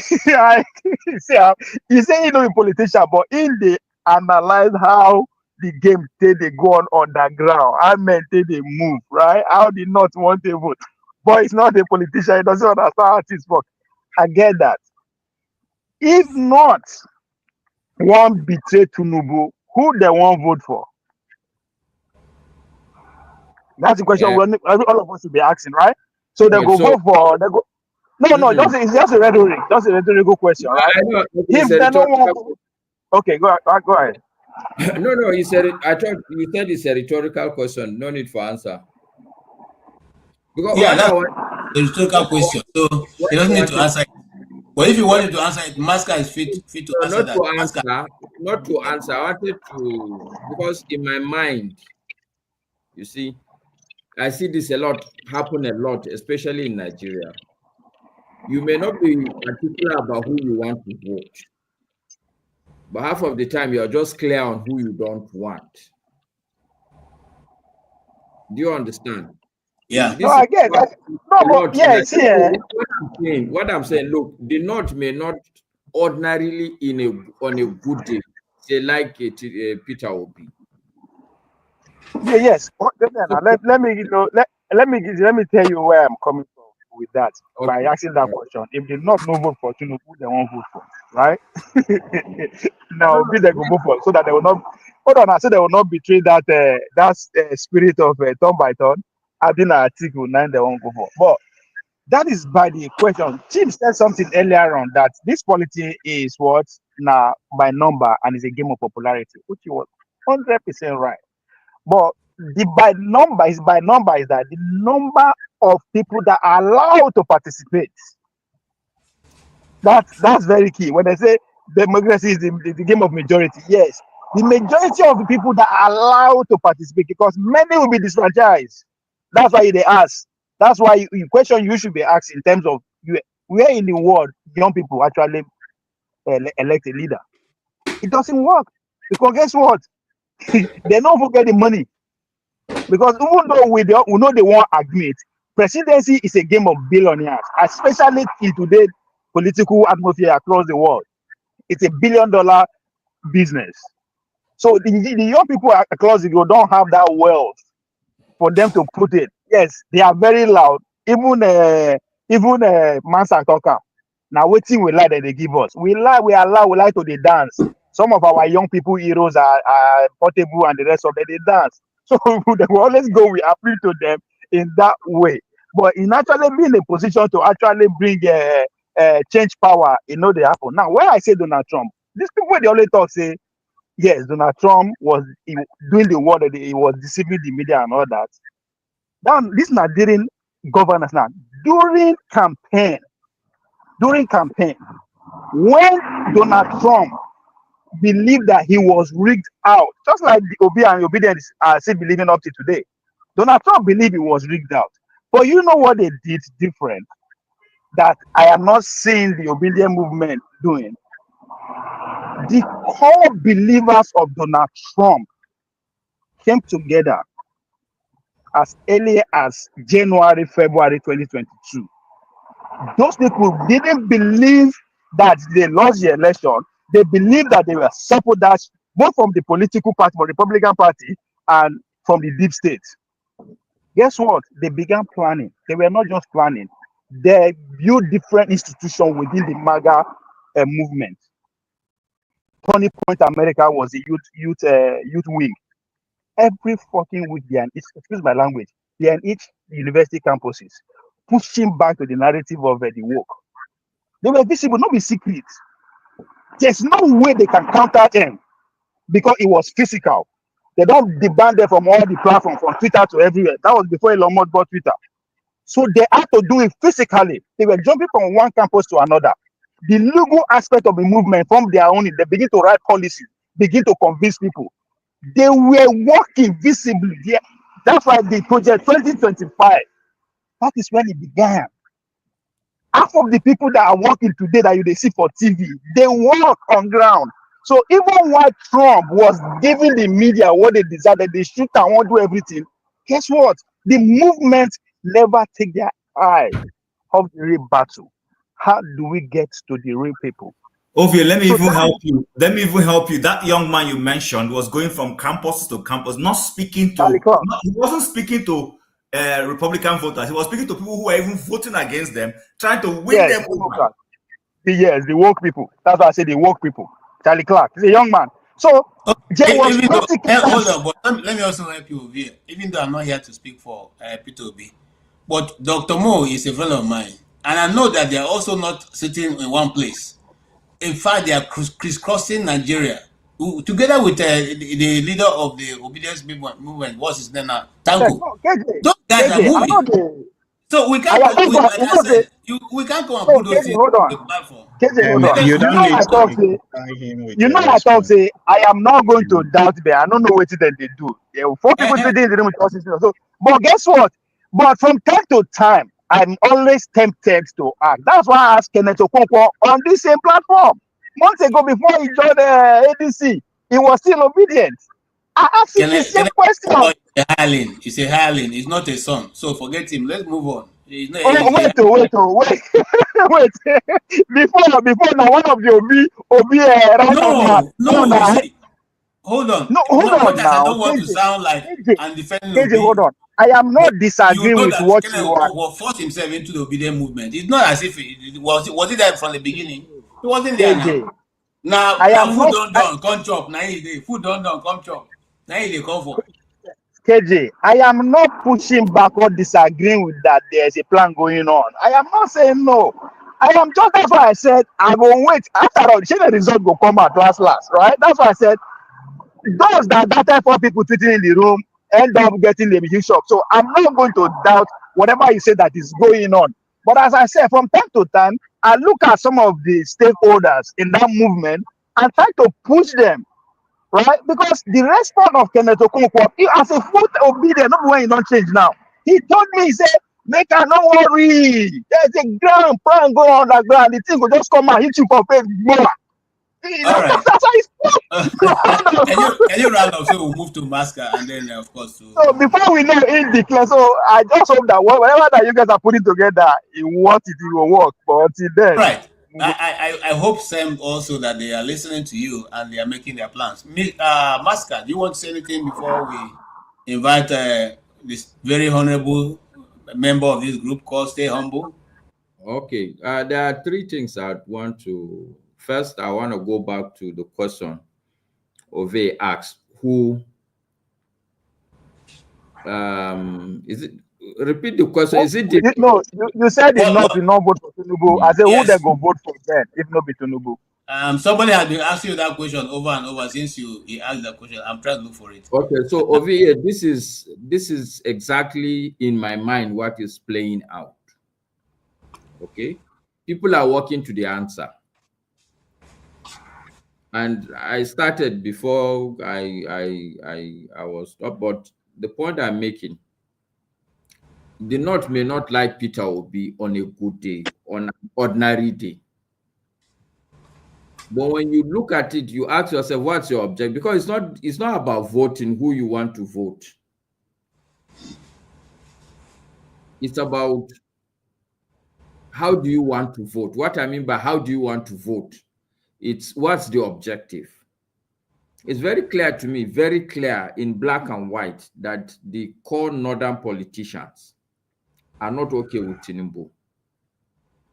I'm not gonna hold brief for them or hold brief for Tinubu. I'm neither here nor there, honestly.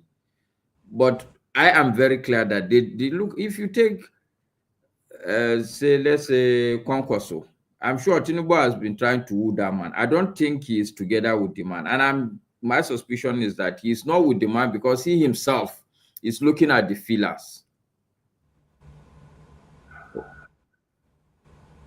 Okay, no, respond. Now we are here to educate each other. None of us have. It's the other way around. Kwankwaso is asking for this Kanu structure to be given to him, the APC structure to be given to him, and you understand the rap between him and to do what with APC structure in Kanu? He has set up a control to be the leader of the APC in Kanu State. To be the leader, that's what he wants. No, that is not correct. I'm from Kano. I can tell you that with APC fully on, who are the people in APC in Kano? The man without APC has set up a governor with a baby party, with a Peking party. He set up a governor. What does he need the structure in APC for Kano to do what with it? No, before he joined APC, you cannot join APC and still be under another leader. That's the point I'm making. Before he joined APC. He needs to be number one. What Masca is saying that he even won Kanu with just a party form like they did before. Okay? He wants to be. Hold on. What Masca is trying to point out is that he doesn't need anybody. He already has structure on ground in Kanu, strong enough to deliver. Hold on, now you're making it. This is the understanding. See, what does Kwankwaso want? He wants to be president of Nigeria. That's what he wants, right? And what I'm saying, listen. Hold on now. Let me break it down for you before I'm not disagreeing. Let me just make you understand what I mean by that, right? Okay. Now, if he cannot be declared as he cannot join APC now, and without whether you like it or not, APC na 50, Kano na 50-50. Or is it 49-51? if you want to give him that upper hand. So that is it. So imagine then you join a party as a guy who has the governor, sitting governor, who has the emir, as far as I'm concerned, Sanusi there. Then you can't become under, you are not the leader of that party, of your state. It doesn't make sense. So those people are not ready to work with him. Okay, they are not ready. The other MPs are not ready to work with him in Kano. This thing you are saying, it doesn't add up. I would have used a very harsh word, but I have respect for you. So let me say it doesn't add up. I'm being political when I say it doesn't add up. Because what I'm saying is that you don't even, it's not Concourse that will go and ask for that. It would be an insult to the man to think that he will go and ask for the structure of APC in Kano. To do what with it? That is what he's asking. I can put it to you that is, I am not a politician, I repeat, but I can tell you that knowing what is happening in Kano, it doesn't make sense to go and ask for APC structure. So if they give it, like he's now the one to determine who is the chairman of APC in Kano, so what? What power will you have in a state where half of the membership are not loyal to you? Who is going to respect you? What do I need the respect for? What do I need the respect for? He wants to be president. I don't know where you are. Why did they forget that part? Okay, he wants something. Wait. Let Massa make his point and conclude. My point is that my take is that the North is trying to work to the answer. If the answer is that we don't want this man to come back, and I can tell you that's why I say who now won't vote for. It's a very straight question. We don't vote for Tinubu. Who now won't vote for? Very straight. I will answer that question. I will answer that question. And I will answer it in the next 1 minute. But before I answer that question, that's why I'm putting the groundwork so that we can all understand what the answer means. The point I'm making is that it is more to do with what is pursuing you, not where you want to go to. Is that when you hear a bomb like this, you want to run away from that place. You don't have a clear direction. No, you can't shake your head now. This thing I'm saying is not debatable. When you hear a loud sound, you want to run away from that sound. And it's not that you have any particular direction you want to go to. I can tell you now, at this point, it's not that the North are not going to vote Tinubu because they have an alternate candidate. No, they are not going to vote him because they don't like him. Which means that, and I remember, let me tell you this. I remember a statement somebody made during Goodluck Jonathan, that whoever you put against Jonathan, people will vote for that thing, even if it's a dog. This is the mindset of people. When you don't like somebody, when you are at a point that, I don't like, you may like, and this is what has happened in this country time and time over and over. This is what I've seen. Personally, when Obasanjo contested against Olufalaye, I didn't have a choice about any one of them. It's not because I wanted them. The question is, who would I dislike the least between Obasanjo and Olufalaye? I'm going to vote. It's not about like. It's about who is going to win. Nobody cares about like or not liking. Who is going to win? That's the point we're making. Somebody has to win. Ovie, I'm not following his argument. His argument is that who does he himself like between the two men? Listen to what he's saying now. He's saying for him to vote. It's not about him now. It's not about Maska is saying, who do I dislike the least? That is what you're not following him. No, it's not about individual now. It's not about. It's about the North. Well, it's not about him. Okay, Ovie, can you what you're not understanding is this. Maska is saying he's not speaking for himself. He is saying he's aggregating what he is reading from the North, first as a Northerner. And he's saying he used the example of JEJ, that when the North was preparing for 2015, they disliked JEJ, and they said that even if you place a dog in that saddle to compete with him, the dog will be preferred to them, even though they don't like the dog. That's not what I said, though. Just Okay, that's what Nigerians were saying. Man, so it's not about the north. I hear somebody. That was what Nigerians were saying. Listen, but the same thing now you are using. Cut me correctly. I hear somebody say that if you put a dog against this man, I'll vote the dog. Okay, good.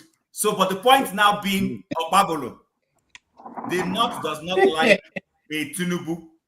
On a good day, the North might also not like an Obi.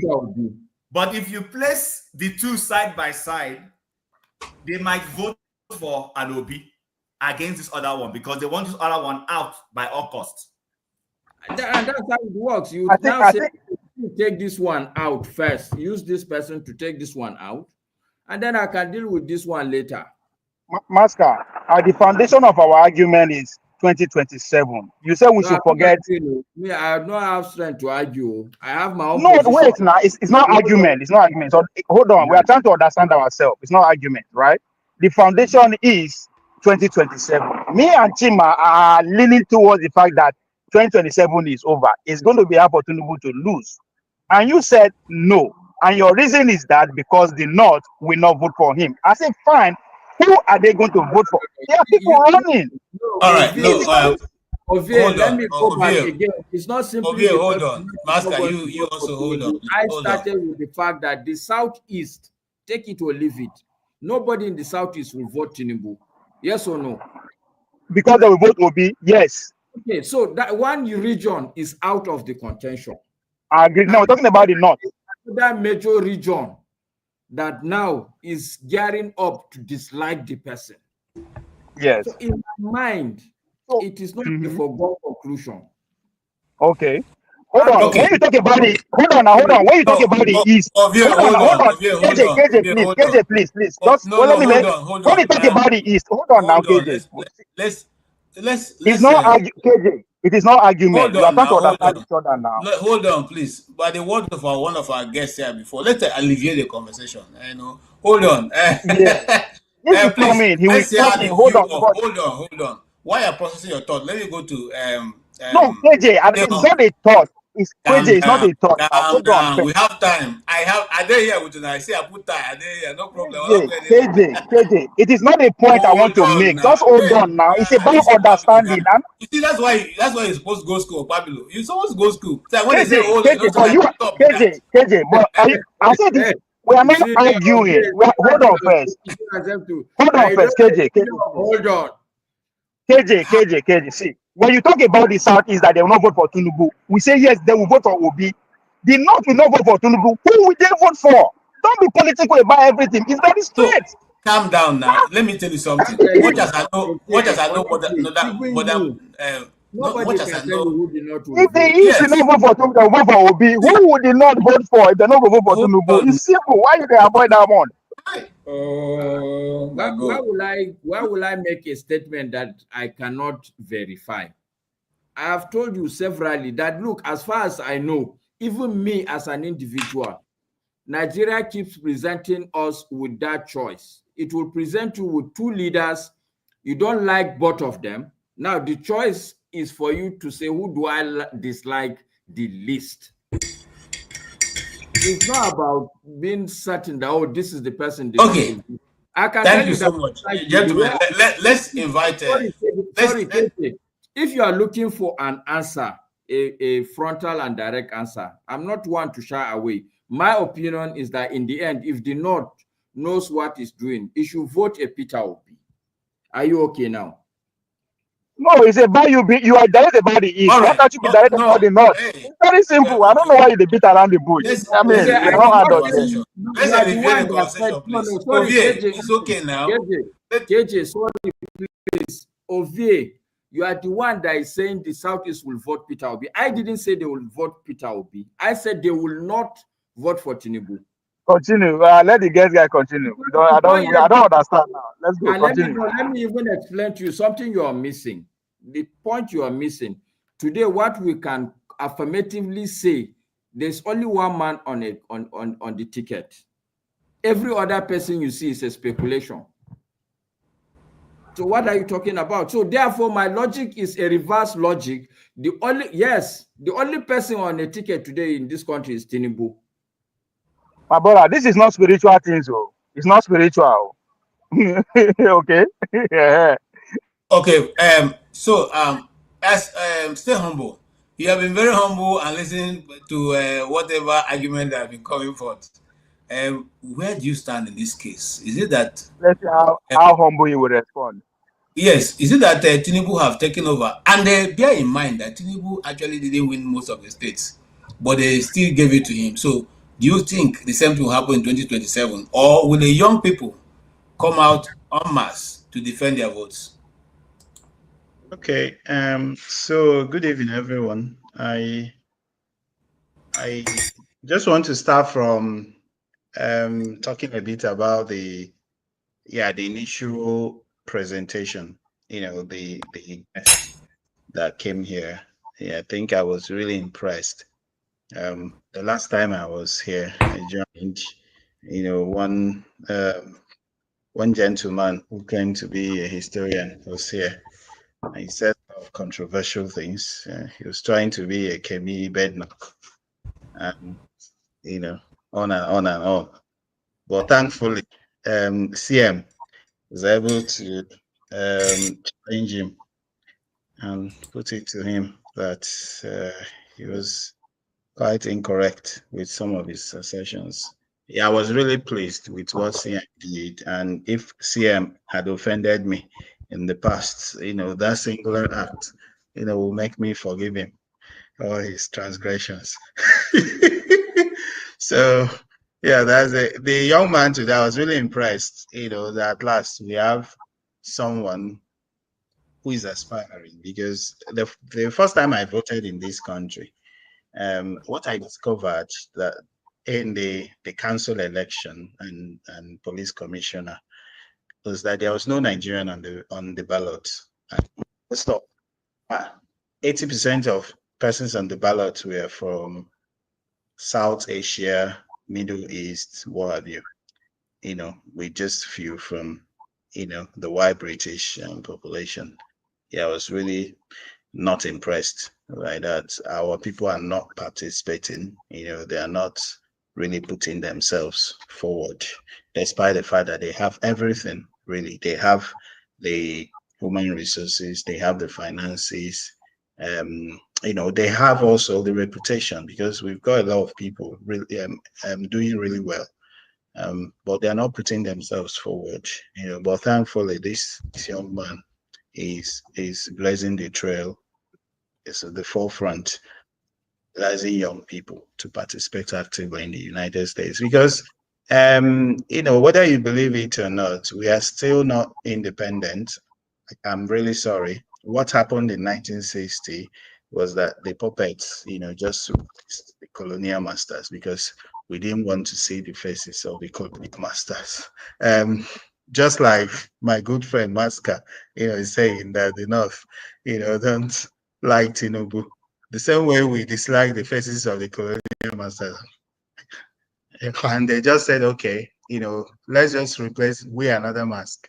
And they wore the faces of Ahmadu Bello, Nnamdi Azikiwe, Awolowo, and the rest of them, but they're still the same people, So, one of the ways through which we could actually liberate ourselves is to participate actively in whatever countries we find ourselves in, get into the system, get deep into the system, and try to influence things from that, that setting. That would make a lot of sense. Back to your question around Tinubu, I know a lot has been said really, over the past few months, regarding all the politicking in Nigeria. But first, know that there are two groups in Nigeria. Overwhelming majority is the mass of Nigerians who are uniformly affected by the colonization, the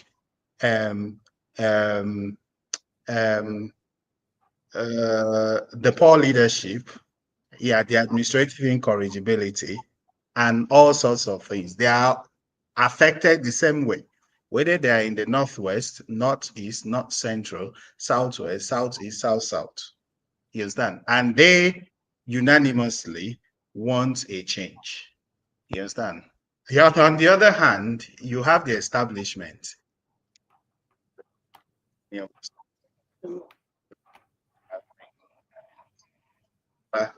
station platform that gives them the that grants them that opportunity, unfortunately, because they should not even be featuring.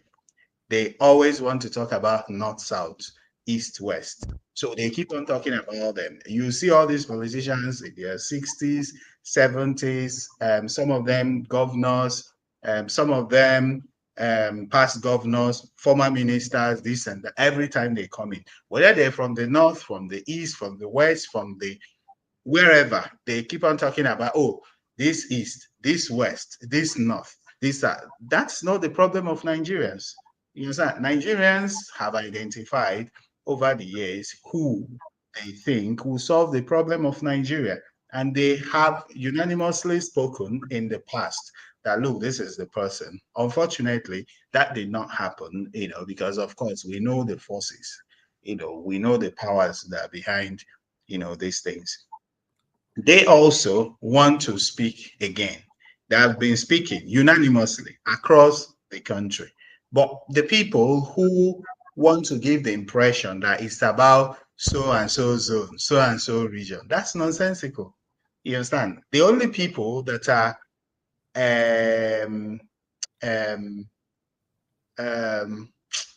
championing, you understand, all those ethnic, religious, this and that are just the few, very, very, very few members of the establishment say, oh, this is north, this is south, this is east, this is west. My good friend, the man that supports Governor Monday Obevolo, for the past 2 or 3 years that I've known him here, yeah, even before I joined, I said join him. He had been pretending that he was neutral, that he wasn't supporting, just like his friend, forefathers, that I he's never neutral. pretended though. I He supported wasn't Kunkozo for supporting the presidency. anybody. This is it. I don't But you pretend. know that one thing in this life is time. Yeah, time is a very important denominator, a very important constant. With time, things will unravel.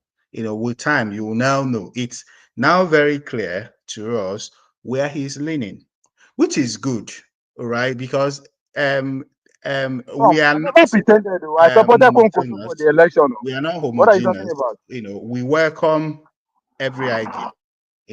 Whether you're supporting Tinubu, Obasanjo, Buvisti, Donald Trump, Joe Biden, wherever, you are all welcome. You understand?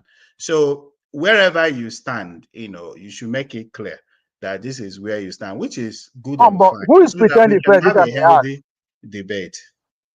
Who is pretending? Sorry, if I may ask. Sorry? Who was pretending? You, of course. I never pretended. I supported Kunkozo. I campaigned for Kunkozo. What are you talking about? Yeah, so it's very, very clear now, No, I am the only one on the whole internet that actually carry Kunkozo on my head. If you see me, you see Kunkozo. So what are you talking? What is the pretense about? I don't get it. I don't think you know me. You don't know me. So regarding the 2027 politicking, the politicking towards 2027, leave all this north, south, wherever. If you go to ballot, if you go to election this night, tomorrow morning, and you bring out Obi and whoever, bring out Obi and bring out a multitude of other candidates, Peter Obi will score at least 80%. The other candidates, even if they are 1 million, we just share the other votes if we count the votes. Leave all these talk about north, south, east, west. Giving that southwest. So they are the only region that will vote Tinubu.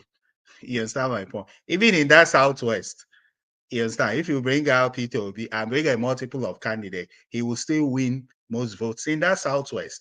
Some people have been deceiving themselves because we know what happens in Nigeria. those votes, the votes of the people don't actually count.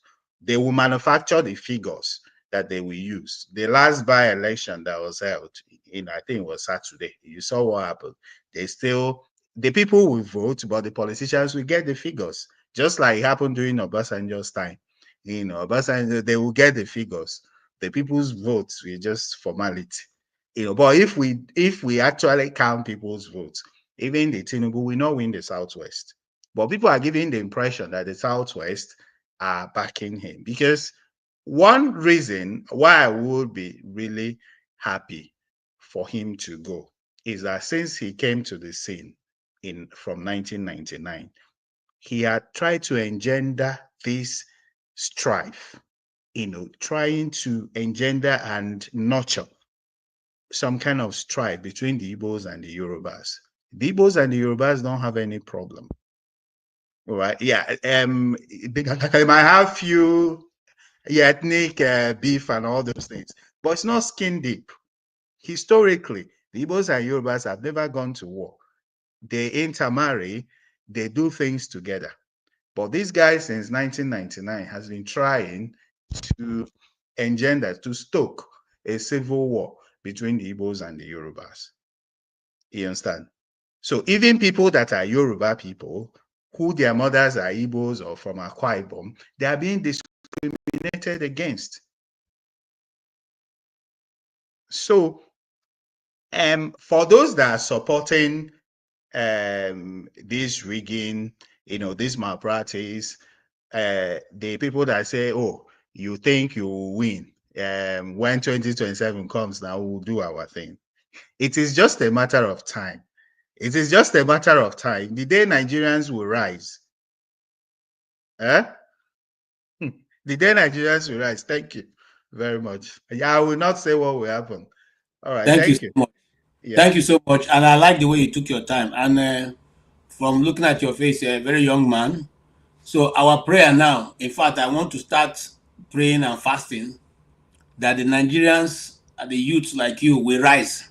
Because we don't wait for this arise to compatriot. We don't sing them for primary school. We sing them for secondary school. We sing them for university. We sing them for NYSC. We even carry another one. They don't change them. Wait now. We sing for hold on. You see, in fact, there's a privileged item that not every Nigerian sing. That's why it's called "You to Obey a Clarion Call." Let us what our father's land under the rain and in the sun. We don't sing under the rain and in the sun with delegation and selflessness. We don't sing them. Sing them for 1 year. So far inside forest, inside place when the same Lord goes out. Still, the youth refuse to arise. So let us now put our mind together. I am ready to, in fact, now this thing make me come out from the place. If I keep quiet like my fellow other people, I foresee there now, maybe as I can't discover Masca now, they go get small contracts from Masca. But now, we call they talk. They don't push us come out. We did hear now they talk from abroad. I Masca, what I say? I don't understand. Well, how will you get contract from me? Me, where the chop hand to mouth? Masca. Anyway, I like what you said. Masca na Almajiri can help you. No, Allah. Now, I'm saying on a more serious note, I'm saying that it's time for the youth to arise. I'm serious. I'm very serious about it. Because look at the young man we spoke to today. That's a Nigerian. Some few days ago, there was a young girl who beat the British and the American, whoever they are that brought English to us. In England, she beat them all. These are Nigerians. And like Nnamdi Kanu said, we are not selling oil, we are selling brain power. We have it. And yet, we have it.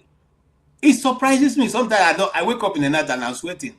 Because I'm thinking, how can a lecturer expel you from university for exam malpractice? Then there's some professor who expelled you, go to INEC to go and do election malpractice.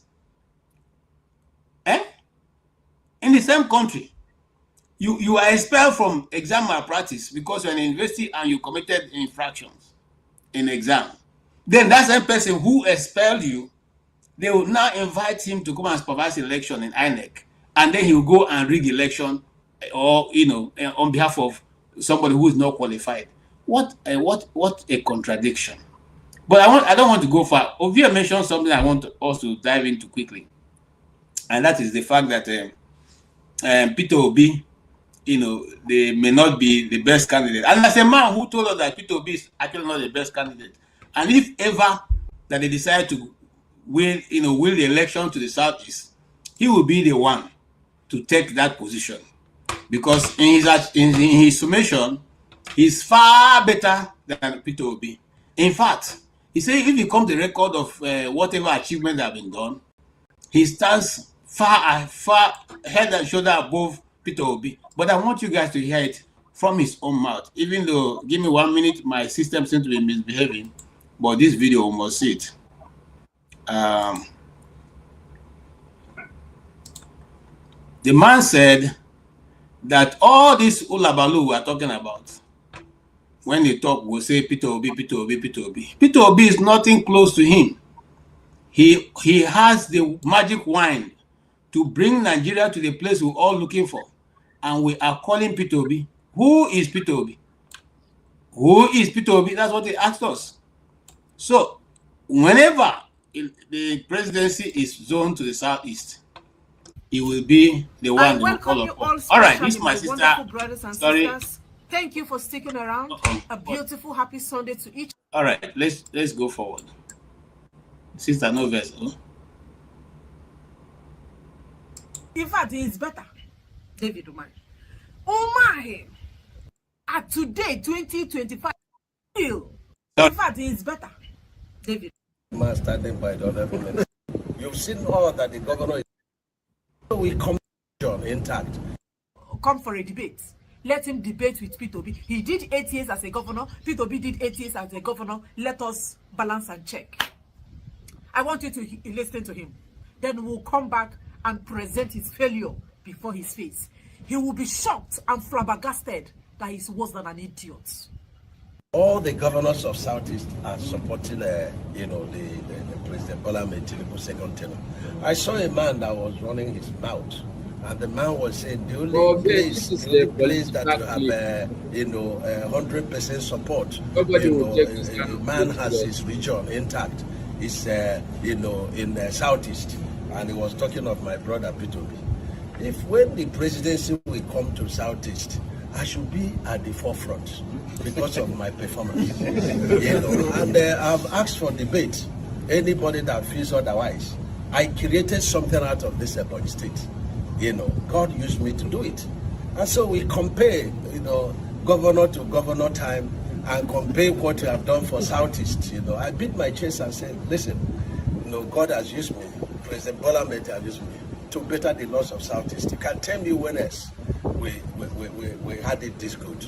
And so boldly we are saying that Southeast, we support President, supporting President for 2027. And there's no governor in Southeast that is not supporting the President.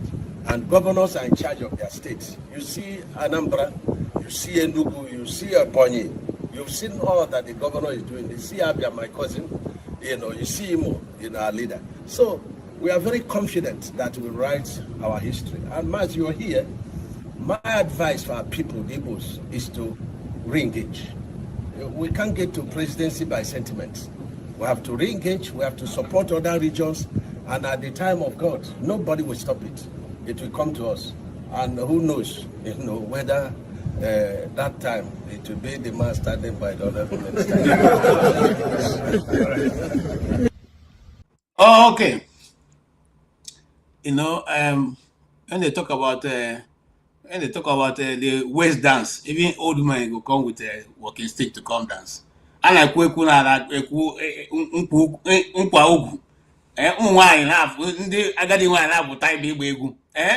which ways go take dance now? Since now waist dance where you won't come. These people are so funny. But anyway, that's my opinion. I'm sorry to have bumped in. Now, this David Umahi, I want to put away sentiment. This David Umahi have said that if the presidency is to come to the Southeast, his track record will tell the story different from what Nigerians have heard. I stay humble. I want to stay with you. Start this discussion. What is the track record of David Omai that you know that will endear the Southeast to vote for him, or even agree itself to have him as a presidential, a front runner? Okay. Yeah. So under normal circumstances, yeah, I wouldn't want to dignify the David Umahi speech with a response, really, considering his antecedents. Yeah, but for the sake of people listening, because I know that there are, hundreds, potentially thousands of people who are watching and listening, or who might also watch this broadcast at some point. So David Umahi was governor of Ebonyi State for 8 years, and Peter Obi was governor of Anambra State for 8 years. And yeah, we all would at some point try to boast about our achievements. Yeah, because if you don't like talk about your achievements, really, some people might not know what you've achieved. But the reason why Nigerians are following Peter Obi and not David Umahi is that beyond the achievements, really, which I will still talk about, beyond the achievements, they are looking at somebody that will lead Nigeria. And then they are looking at some other things, even beyond, what you did. They are also looking at your character. They are looking at your utterances. They are looking at how you behave. Can you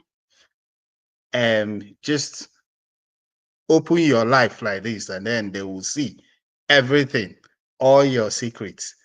Yeah, your maybe concubines, girlfriends, all those kind of things. So these are the things as well that people are looking at. They are looking at the integrity. They are looking at the character. They are looking at your comportment. They are looking at how you talk, how you relate with people. Do you also forgive people who have offended you? You understand? So these are some of the ingredients that you need, to be a good leader. And these are some of the things that the qualities you will have to command that amount of followership. Because he wants to be a P2B. Even Ike Ekweremadu wanted to be a P2B. When P2B was selected to be the vice presidential candidate of the PDP for the 2019 presidential election, most of the Southeast leaders, in quotes, they call themselves, went berserk. And which is one problem, if I use the word problem, one quality of the Igbos is that they are a bit too competitive. There are some times that you need to come work as a team. So sometimes we find it difficult to do that. Maybe as a result of, some of the psychological, mental trauma from the Civil War, we still find it difficult because the fallout of the Civil War meant that people had to really, fend for themselves. All man, to his own. You really needed to work hard to survive individually. So that individualism is still there. That's over competitiveness. So even when it is not called for, they say, "Oh, this person is I'm the best. I'm the best. I'm the best." You saw how Ike Ekweremadu, how Dave Umahi and the other people challenged the selection of P2B. Then they refused to work together. You understand? The same thing is playing out. They might say, "Oh, if there is somebody from Igbo land that should be this, it should be me." Chukwuma Soludo say, "Oh, if there is somebody from Igbo land that should be the leader, it should be me." You understand? They have refused to come together to galvanize efforts and work as a team. In fact, if they do, they will even achieve better results. You understand? So I think that's one problem that we are still grappling with. So when you come to achievements, what we call achievement in Nigeria, unfortunately, is when a governor signs contract for the construction of so and so road, so and so flyover, so and so bridge, the so-called infrastructure, that every governor has claimed that they were doing. And Nigeria still remains one of the least, one of the worst countries, even in Africa, in terms of infrastructural deficit. Some of the things we call luxury in Nigeria are, very, very commonplace in some other countries like Benin, Togo, Tanzania, and the rest of them. I'm not talking about Namibia, you understand, or Seychelles or Cape Verde. No, I'm just talking about Benin, Togo, Tanzania, Uganda, and the rest of them. The things we call luxury, electricity, good roads, schools, water supply, they are just normal things over there.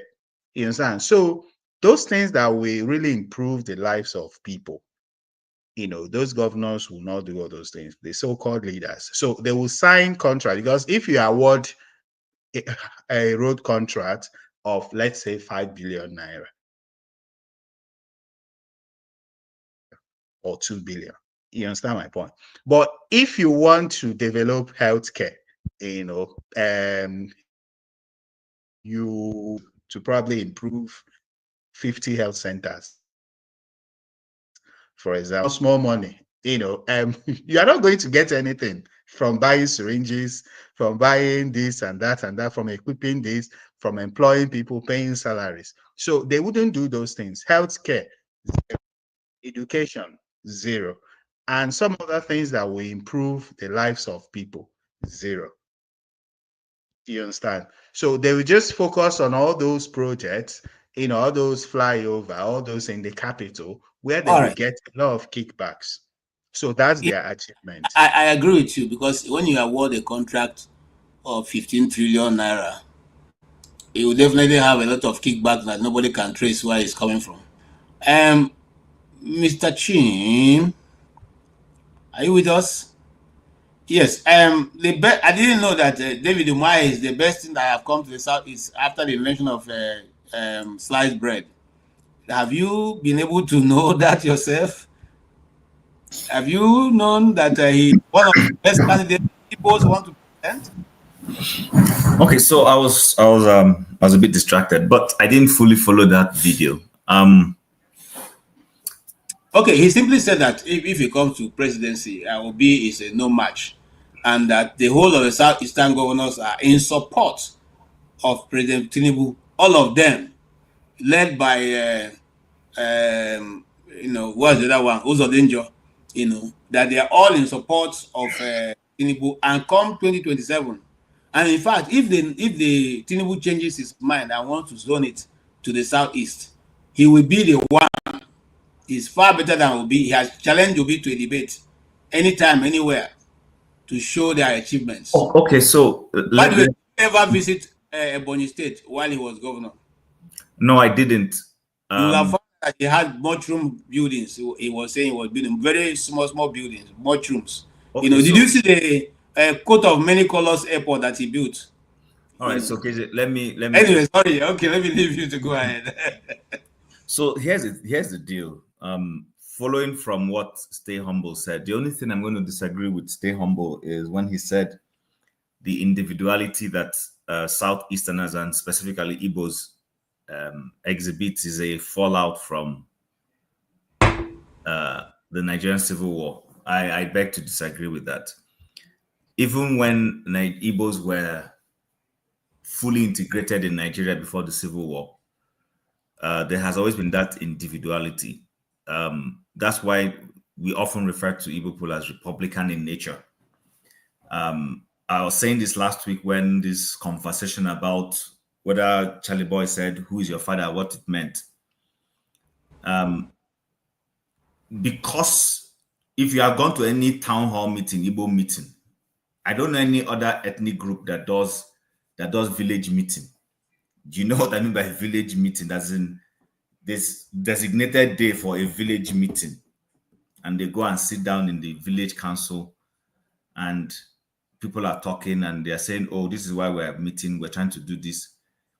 I don't know. I stand to be corrected, but we do it, and we carry that from our community even into the diasporas where we live. When I mean diasporas, I'm not saying diaspora abroad.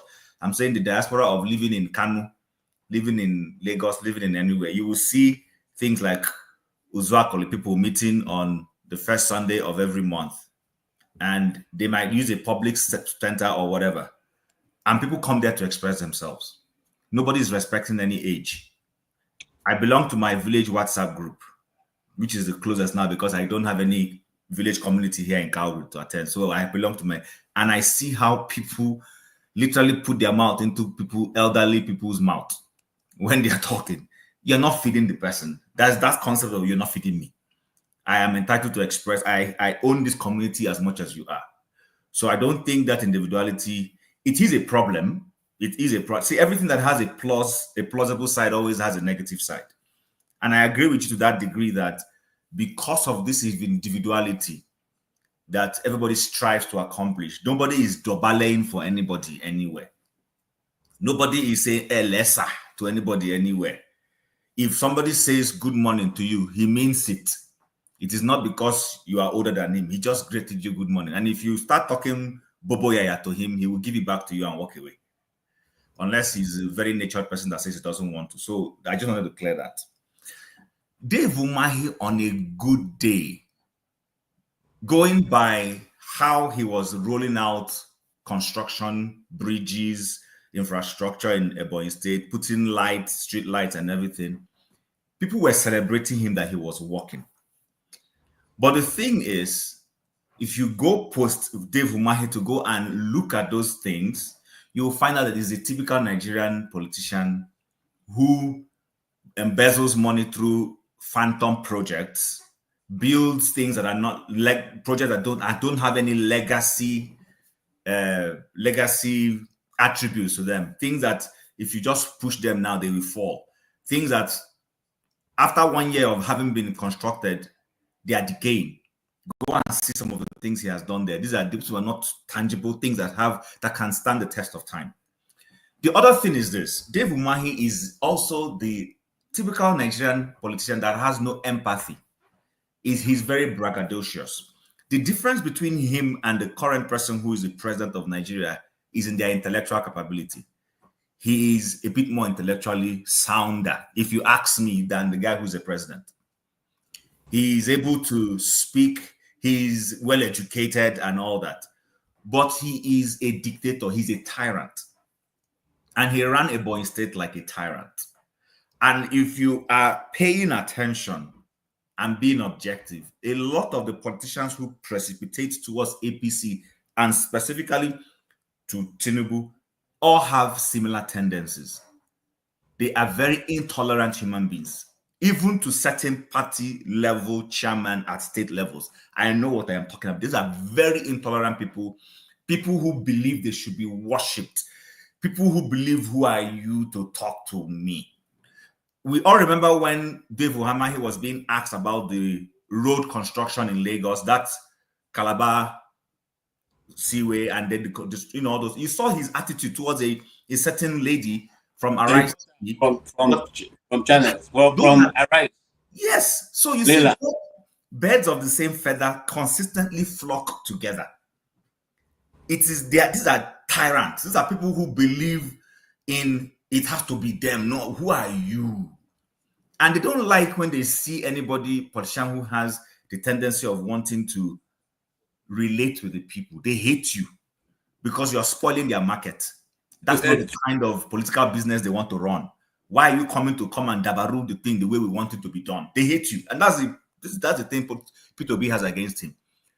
Including Solo, those are dictators. These are people who claim to be Democrats, but literally their behavior does not in any way show anything democratic. That is a Dave Umahi for you. So I am not surprised at his words. I don't elevate such conversations for any reason. I don't give it oxygen. I'll kill it. Like I have said, if the Nigerian politicians are sincere, if the ruling party is sincere, if the president himself is sincere, let him come out openly, tell APC, tell Nigerians, no rigging. I want to test my popularity and see if Nigerians genuinely love me. Say no, tell police, if you see, in fact, call his boys and say, don't drive anybody away. Let me I just want to see whether I am loved or hated. If he can test that, if he can try that, even if he loses, I will put his photograph in the back of my house somewhere. Because I can bet you if he tries it, he will not, he will be shocked what will happen to him. Even Bodilon, he will vote that in Bodilon. These guys know the truth. They know the truth. It's not like they don't know. It's just that we live in a society where the systems and structures for accountability and for things are gone. What are we talking about? We're talking about 2027 when airport incidences, 3 airport incidences, three different outcomes. Did you not see the outcome? Do we not know that the forgiveness that has been given to the lady is as a result of they wanted to extend the forgiveness to some other person so that there will be no questions asked? Because people said, so what are we talking about? These guys should know that on a good day, if you let Nigerians decide where their heart is, some of these people will be dead and gone, buried. They are only existing because they have snatched, they have taken over the states. What we call state capture has happened, and that's why they still are able to come out and talk. But thank you so much. Give us equity, and then they will see what will happen. Thank you so much. Yeah, Maska. Well, thank you, KJ, for the opportunity. But when you're playing it, I was telling you that, well, you shouldn't be playing political clips. They should pay you if you play that clip. But I haven't said that. Unfortunately, I can't comment. Honestly, I don't know who the man is. So there's nothing I can. All right, he used to be a governor in the eastern state, a state called Ebonyi State. But we who are from the east didn't think he did a good job, even though he's beating his chest up and down. Because you cannot go to a rural area and go and be building flyovers when the people don't have vehicles. Who's going to be flying over it? Okay, you cannot go to the rural area and go and put street lights along the third road when the people don't have street lights in their houses. KJ, that you're even going far. He built an airport that has not received a single flight after the initial distance. And then even built a cargo airport joint, and nobody is importing anything or nothing is dropping there. And then the person comes and is beating his chest. Anyway, since you don't have anything, Okpabilo is David Omai is a very close friend of Okpabilo. So Okpabilo will have the Mr. Okpabilo, what do you say about this David Omai claim that he can beat Peter Obi? Like Idi Amin said, I will fight the British with one hand behind my back. So are you sure that you can be able to fight Peter Obi in this case? Yes, why not? Why not? One of my coach from Ibadan, Coach Akiade, will always say that a game of finance is a game of anybody, right? but I think I will agree with Kulata on this one. That is, the man is looking, he's not speaking for today, he's speaking for tomorrow. Right? He's looking at 2035, 2039, where he will be in his 70s, if I'm not mistaken. So, and again, people like him, when I mean people like him, based on the geographical location he's coming from the southeast, can easily become the president without the southeast. As far as Nigeria constitution is as it stands and the way the political party is still in align, anybody can become president easily without the southeast votes. So speaking from that perspective, yes, right. He's in government as an executive governor, not the Minister of Transportation. In other words, he can be trusted with some secret. So he's a member of a NEC committee. So that's why I said, yes, he has everything that it takes to compete. Now, winning, that's a different ballgame entirely. That's boil them again down to two things: money and numbers. So who raise money? If you want to raise money fast, is in a better position to mobilize support. So it's not just an ordinary person who is just a person like me come out and talk like, yes, what the heck is he talking about? Right? People like sure what they waiting to get. No, he knows what he's talking about. But I think most importantly, he's speaking ahead of the game. But in two ways, because there's the support for the 2027 in terms of his boss. Because when he come out, does all the governor in the Southeast don't support Tinubu. Hey, who knows? I will All not be right. surprised because all Tinubu want is 25% of We, every state we will anyway. round So up. We'll round up with the next video and commentary. I'm just going to use this Don Azar video on this, and it is the case of the Canadian court that said that APC and PDP are all terrorist organizations. I'm sure that all of us have seen that judgment. But the surprising thing, or the very funny thing, that APC spokesperson are giving them, sorry, the Minister of Information are giving them, said that they should revert that. So we don't understand. Is he giving that order to Canadian court to change their mind or to revert the judgment? What is he really saying?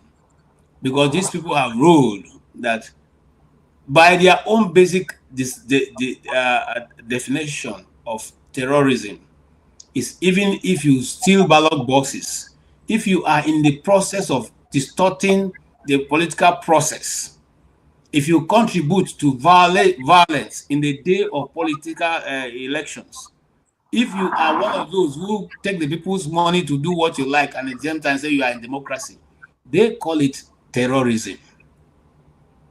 Now, anyway, gentlemen, let me go and sleep. It was nice talking to you guys. All right. Have a good night. Good yes. Night, Chim, based on that analysis, are they right, or are they infringing on our national sovereignty by putting mouth for what no concern them? Okay, so is APC and PDP, are they national institutions? Are they government institutions? They are ruling party now. No. they are privately owned institution. Sorry? They are privately owned institution. Good. So they have nothing to do with the state. Not really. Yeah. Good. They're just they are not state institutions. The Democratic Party in America is not a government institution. Neither is the Republican Party. They are just vehicles on how to get into government in itself. That is why if any of those institutions breaks the law, the office of the DAA or whatever, or FBI, which are state institutions, will go after them. So I think sometimes we elevate certain things we should ignore, if you ask me. I mean, I'm not saying that the court, remember, this first and foremost, this has nothing to do with government. This has to do with an individual seeking asylum in Canada. And I don't know what it is he was doing, and he put PDP and APC as, I don't know what he was thinking. He said that he was in PDP. That's what I'm saying. Don't worry, KJ, you don't need to. What I'm saying is, you are seeking asylum in a country. What has that got to do with PDP and APC in your asylum papers? I don't get it. Sure, we are facing political persecution from these political parties. That he also had belonged to. So now, like, not saying that side of the story that they go take. You understand? Okay. So, in doing that, the court decided to look into those institutions. Say, okay, you're running away from these institutions. All right, let's go and look at them. And based on, they said, oh, I don't know how they went about it. I'm not a lawyer. I've not even read the judgment. But they came up with, okay, so you were part and parcel of these institutions that have subverted democracy in that country. When each time they are contesting an election, these institutions snatch boxes, run with it, they stop people from voting, and all these things. So if you have been part of it, now we will not allow you to come and have peace in our own land. Since you've been part of creating problems somewhere, you need to go back.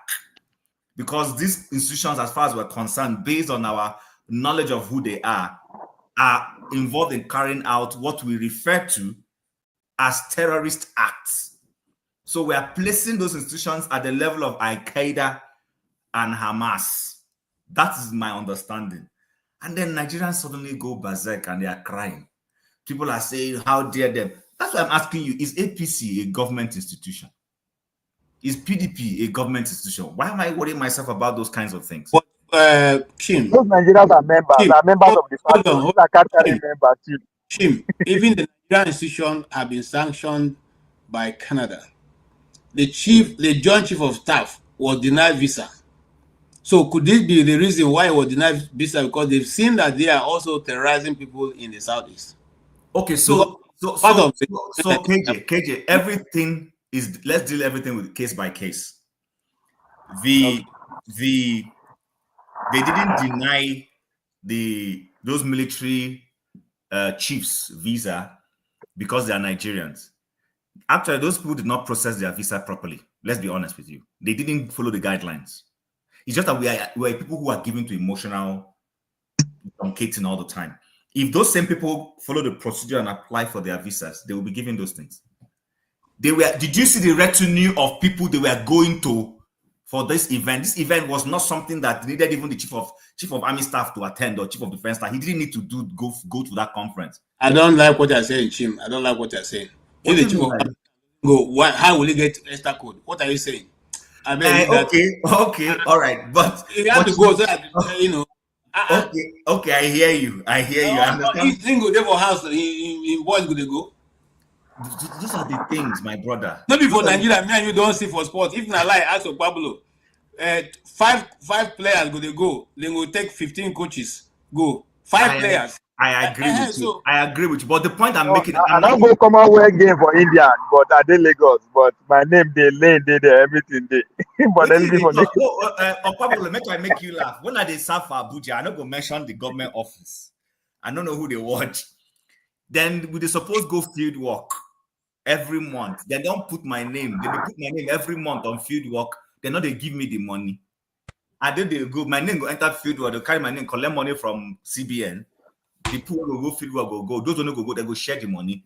We not now only one day because now me carry the file go drop. Now I might see my name for. I say since we are in Canada, what you should find out there now that you bring the military aspect to it. Are you sure there's no relationship between the Canadian and Tinubu people? You think it's smooth like that? There must be something going on. If we have been paying attention to international politics, you discover that Nigeria is not of significance, importance to Canada in foreign affairs. Let's be honest. If we're talking about Philippines and India now and Rwanda, every country has the nations that they relate more with. The US relates with us. Canada doesn't relate much with Nigeria. Forget say they collect visa, come here. They don't relate with us very much. We don't have a strong, and this is started with Abacha.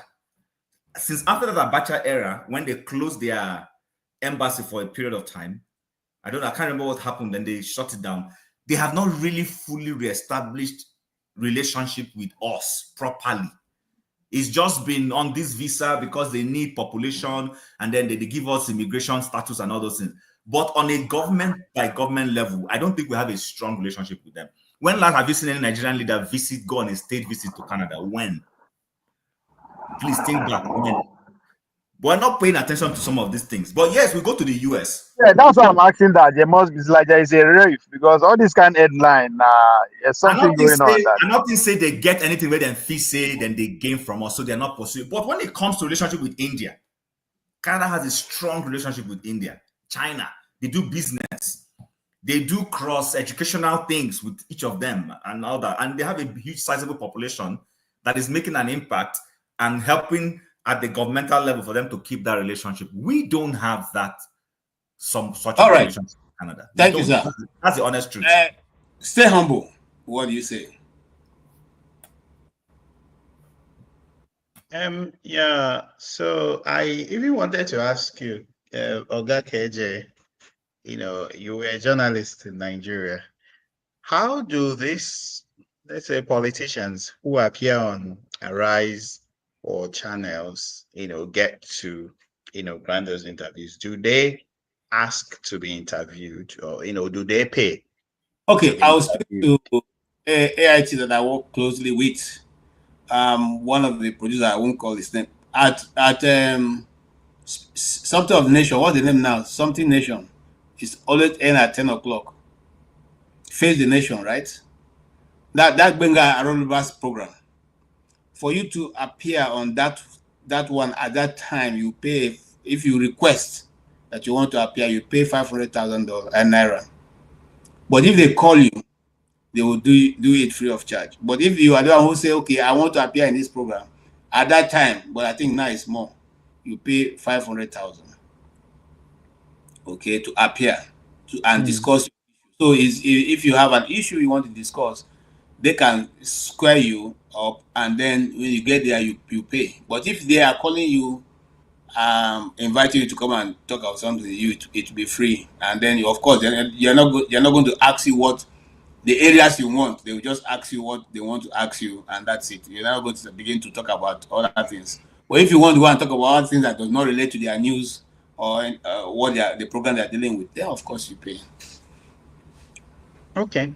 Yeah, because we are all fed up now with what we hear, we watch, on our rise on channels. It's all garbage. These guys go there, they spew all sorts of things. Apart from few journalists that really challenge them, maybe people like Rufai, the other guys, they're all like working for the government anyway. They will just be sitting there. So when these whole PDP, APC being terrorist organizations and stuff, came out, then the government sent the attack dogs, as usual, to go to the media to debunk all those things and say that Canada, that they don't have any right to, interfere. So one of them said that the PDP, that the APC is a party, a political party that has 30 million members, and the PDP has nearly that figure. So let's assume that APC has 30 million and PDP has almost that figure. So they are saying that 60 million Nigerians belong to either, and from statistics, because if we go by statistics now, if we believe we have 200 million people, which I don't believe in, we don't have up to that number. But if we believe we have 200 from the so-called doctors' statistics, and even from those statistics, I think about 50% of the population, or even more, is less than 18 years. So if you have if you are less than 18, of course, you should not belong to a party. You should not be a card-carrying member. Then, so we are now saying that another 100 million who are more than 18, that 60 million out of them, 60% of them, so maybe more than one out of every two Nigerians belong to a political party. Go to this and ask people whether they belong to parties. Most of the people say they don't belong to any party. They are not card-carrying members of any party. So you see that some of those things even aggravate their issue, would even make them appear very dishonest, and those countries will not even take them seriously. Coming to the issue of the court in Canada labeling APC, I wouldn't really, I'm not someone that seeks to either be validated or invalidated by the white man. There are people who are always very exuberant when they hear, oh, the United States or United Kingdom has said this or that or that or that. Yeah, I'm not someone that seeks validation from the white man, or invalidation, whatever it is. Yeah. So under normal circumstances, wherever a court in Canada or wherever rules is their cup of tea. But the fact remains that whatever happens in Nigeria, even things that we think, there are associations, organizations in Nigeria that are already notorious for all sorts of crime and all sorts of vices. You have all those parties, you have some organizations, you even have the military. So I know someone, who once worked for the military, working in this country, say he's deleted his military past.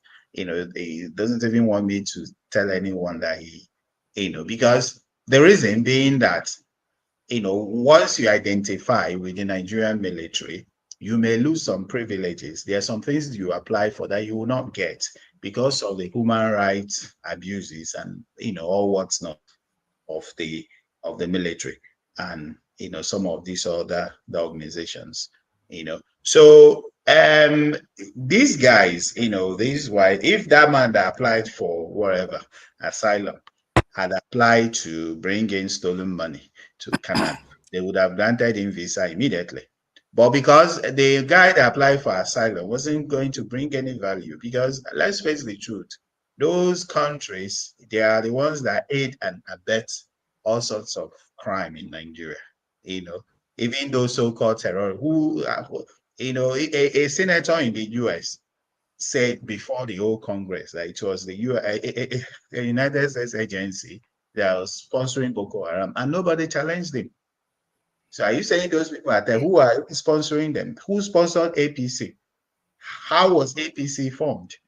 You see? So when they need them, when they need the value, they welcome them with open arms. Well, this guy going there is a liability. So that's why they don't want him.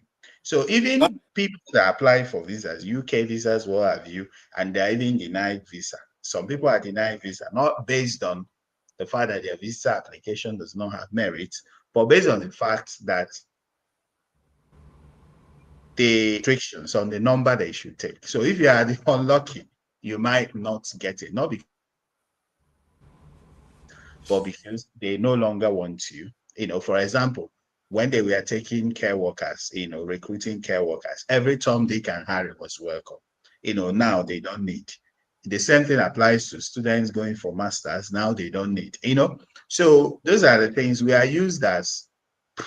When they need us, they take off. When they don't need us, they just kick us out. You understand? And that's why, again, like I keep on saying, we should start thinking, we should start thinking, we should stop.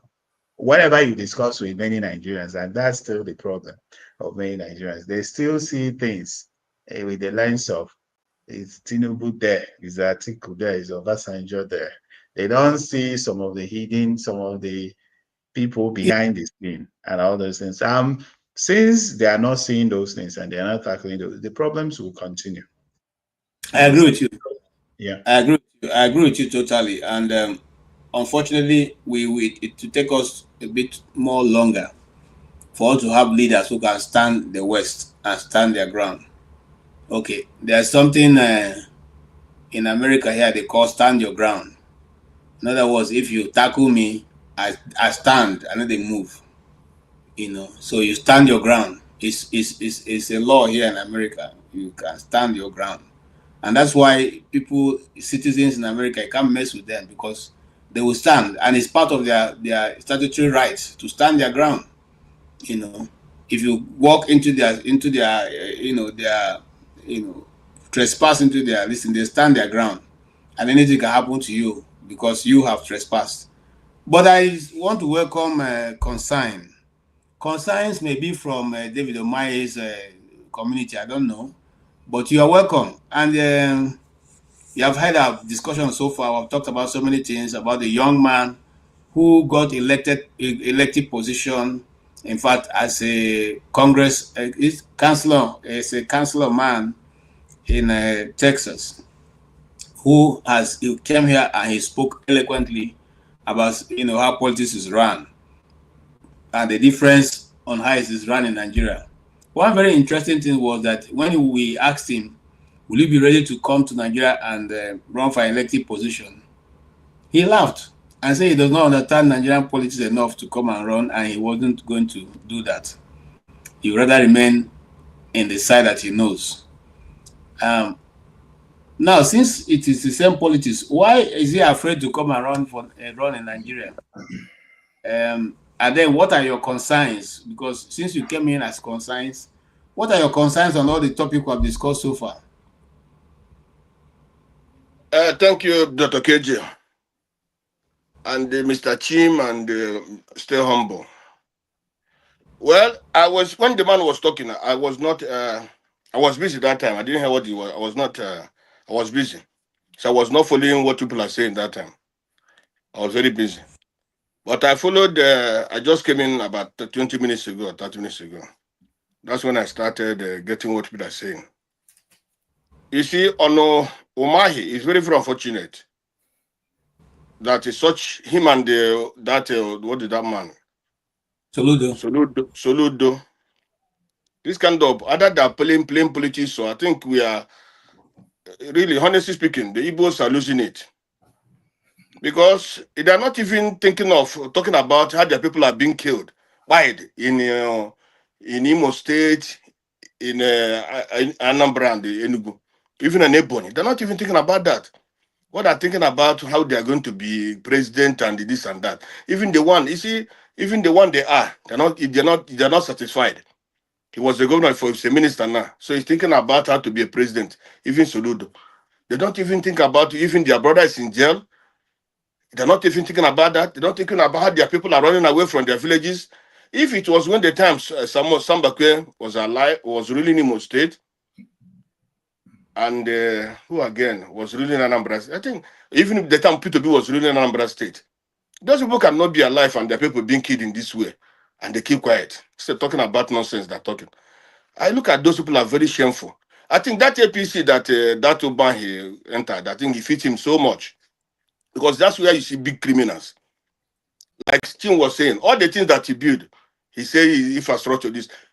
What are they? Where are they today? All those things are nonsense which he used and stole money from the people. You see, when I look at that man, so I don't like listening to such people. When he was saying this, later I called somebody in Nigeria. I called one boy I called somebody, Chris. He's one that have a news post or what I call him. I said, please, my brother, we get more news more than you people in Nigeria. We used to get more news. So I want to know what really is that Tinubu is doing for East Igbos that we don't know. Is there anything that Tinubu is doing for the Easterners, Igbos that we don't know? Please tell me. That guy will start laughing. So this is people who are so stupid and so that stupid coming to talk nonsense about all these kind of things. Well, everybody cannot support P2B. Even in the Hausas, all of them cannot support anybody they bring out. The Yorubas cannot support. I think the way they are going about it is not good. I don't like the way they're going about it. They are matured. They can even Omar that is saying nonsense. His children voted for P2B. Omar's children voted for P2B. So that's to show you how stupid they are. And on the issue of I'll ask you one more thing so that you can talk. Ngozi Okonjo-Iweala went and said that after seeing Tinubu, she came out and said that Tinubu is doing very well, the economy is doing very well, and that people should praise Tinubu for the good work he's doing. If you just oppose that with what David Omai is also saying, don't they have a point? Because these are people who know what is happening in government. So maybe we're not seeing what they are seeing happening in the Southeast. What do you say? Didn't you see that even Okonjo-Iweala, they wanted to stone her in the north? They wanted to stone her. So you see, sometimes these politics, like all these people, I think maybe whether he's running for another election so that they want the government to support her again. Maybe that's why. But for me, I don't want to talk about Okonjo-Iweala and the nonsense she's talking about. If I don't know whether she goes to market, and again, these politicians now we have, some of them don't have sympathy. They don't have conscience. They don't see how people are suffering in Nigeria.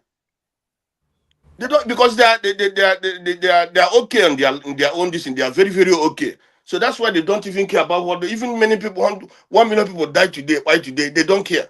So that's why they come and talk all this nonsense. She must go to there and stay there. Even let that Okonjo-Iweala, let her go to Nigeria and stay for a month and go without security. And they will see that Tinubu is working hard. That's when you can see that Tinubu is working hard. If she can go to Nigeria and go without security, they will know that Tinubu is trying. So let me leave about that. I don't want to talk about that woman. You say all of them are mess. Now, all right. On the issue of Canada, honestly speaking, what Canada said, even before Canada said it, many of us know that APC and the PDP are terrorist organization. Why? When Goodluck Jonathan to start with, I like Canada so much. That's one of the countries I respect in the world. I respect also Japan. Japan give aid to the people, to any democratic country. They don't give them loan. The same thing with Canada. Canada, why I support Canada? Why I like Canada is this. When Obacha was ruling, Canada was against Abacha so much. All the whole nonsense Abacha was in, Canada was the one only fighting Abacha. Most of all the whole countries. They are not interested in your oil and all the rest. They're not interested. Canada have human heart. They want people, they want countries to work like them, to be peaceful and to respect their people and to work for their people. That's what Canada. Canada are not going about looking for your oil, looking for your way to support you. That's why I like Canada. Even today, all the countries that people go to, they make refugee in their country. Which country that give money to the refugees than Canada? Understand? So what Canada said is true. When Goodluck Jonathan was ruling, it was Canada. No, when he was ruling, people say most of the politicians in the government of Jonathan, they are sponsors of terrorism. So everybody know that. So if most of the people in government of Jonathan were terrorists, so what are they? Is it not PDP? Now APC is in power. APC, most of their people who are ruling also, most of the people in government, even Tinubu is a terrorist. Why for the Tinubu's wife is a terrorist? Because you as a wife of somebody, you are there going to give people who they buy their people money. But you can't stop that terrorism. You cannot arrest those people that are killing those people. You can't arrest them. But only what you go is that every time you went about to where is he getting if she now become the minister of humanitarian affairs. That's what that woman is now. Tinubu's wife is the minister of humanitarian affairs, going about to dashing money people who they buy their people. Why I'm looking one day, I'm praying one day. Let me see one day those terrorists who go and destroy their own people, so that people can donate money to her and her own people. Because you see, you have the right to arrest those people. You have the right to arrest those people, buy them, but you and the husband are not doing it. But you people keep quiet. These people are being paid. Instead, the director, you go and take 1 billion and give them. And you are happy that you are giving people money, that people are being paid and give them money.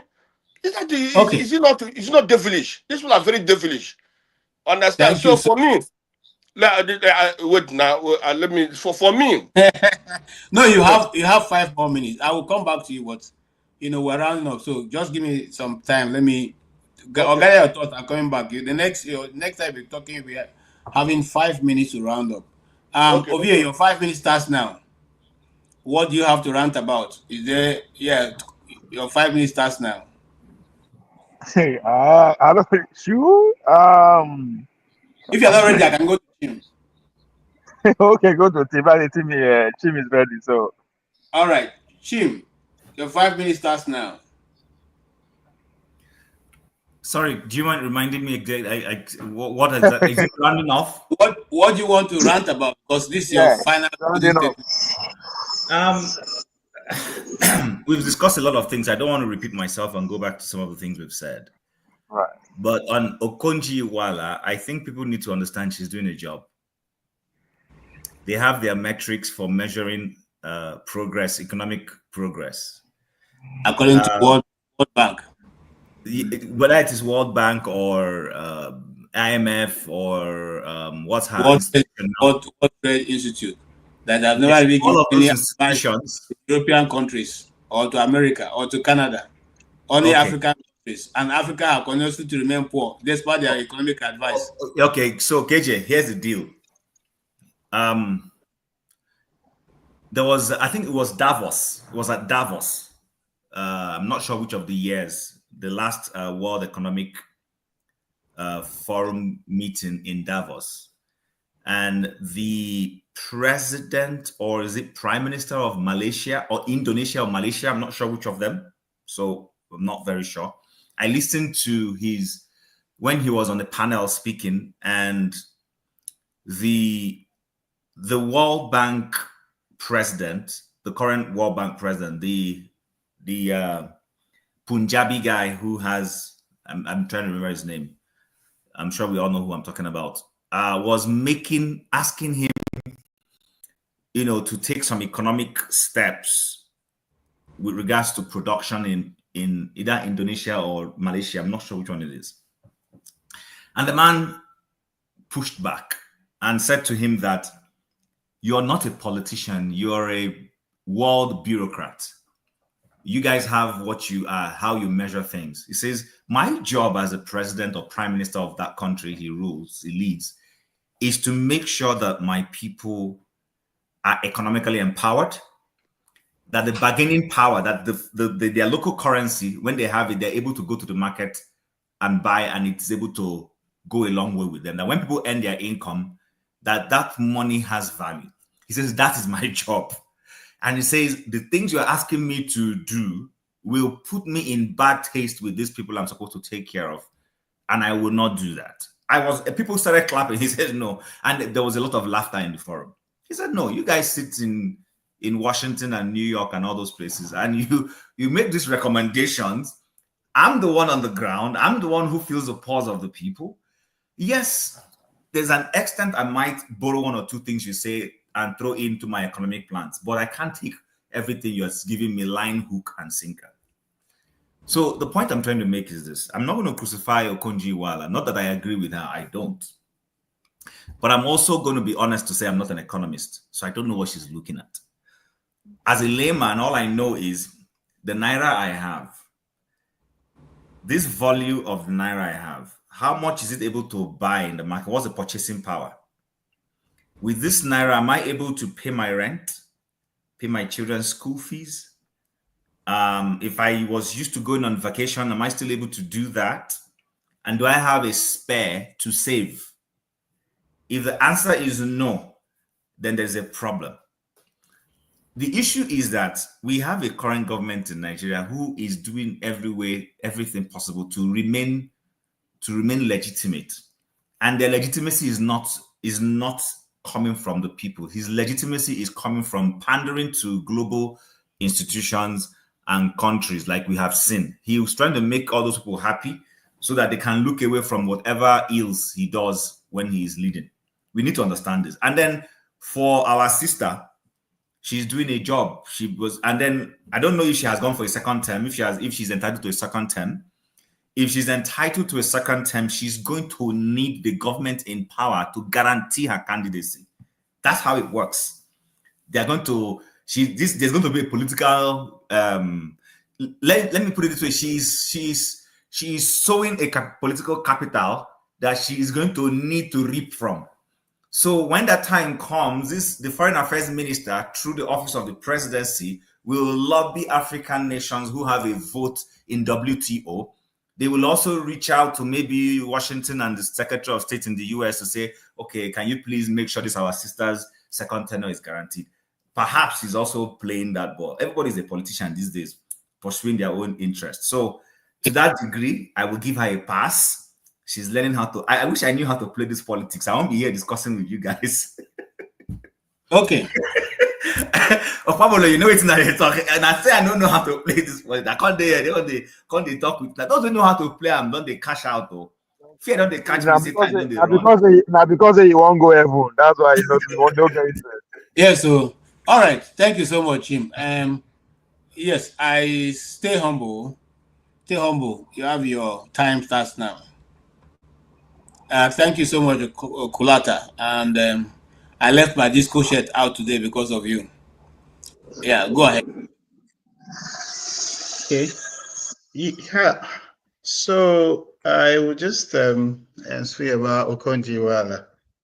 Yeah, I think she's someone I know a bit about, and I followed her. I followed her career over the years. I think from the time she was finance minister under Obasanjo till now. Yeah, I think she's done a great job.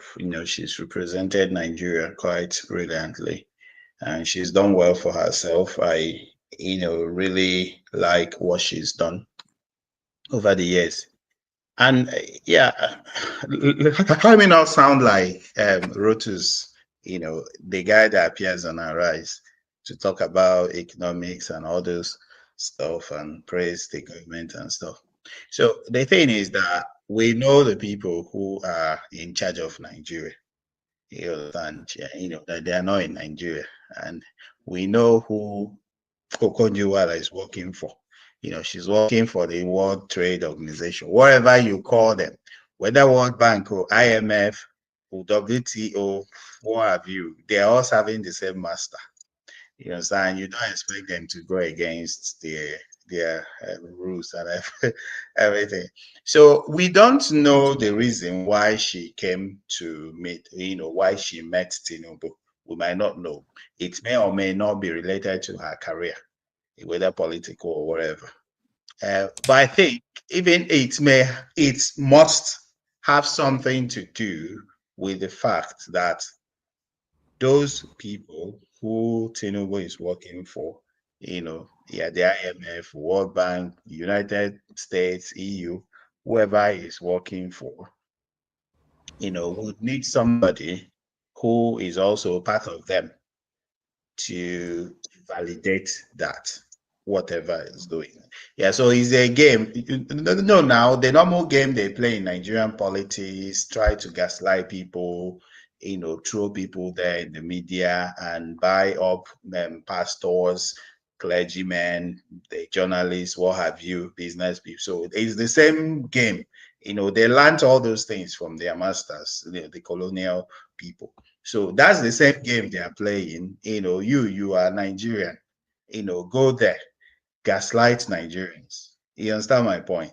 And then, validate, because she has high position. She's highly regarded, she's esteemed. So that, when she says this, it will be like some kind of validation on the ruinous government of Tinubu. That kind of thing. So she has no option. She's working for them. She has no option than to do that. It's part of her. It's like someone working for Tinubu as minister, and then you need to deliver your constituency during the election. That's why you are made minister in the first place. It's not about you improving power supply or education or whatever. All those things, they don't care. Even World Bank, WTO, IMF, they don't care. They don't care whether Nigerians have lights. They don't care whether education, So I agree. what they just care about is to ruin the country and loot the resources. Yeah. So whoever they will use to achieve that, whether Okonji Iweala or whoever is working for them, they don't care, because yeah. Thank you so much. I really appreciate your contribution. And concerns. What's your concerns? Your final take?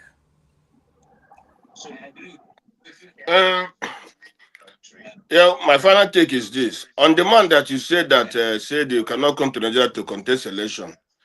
Well, it's only criminals, those who travel abroad or those who are staying abroad for many years,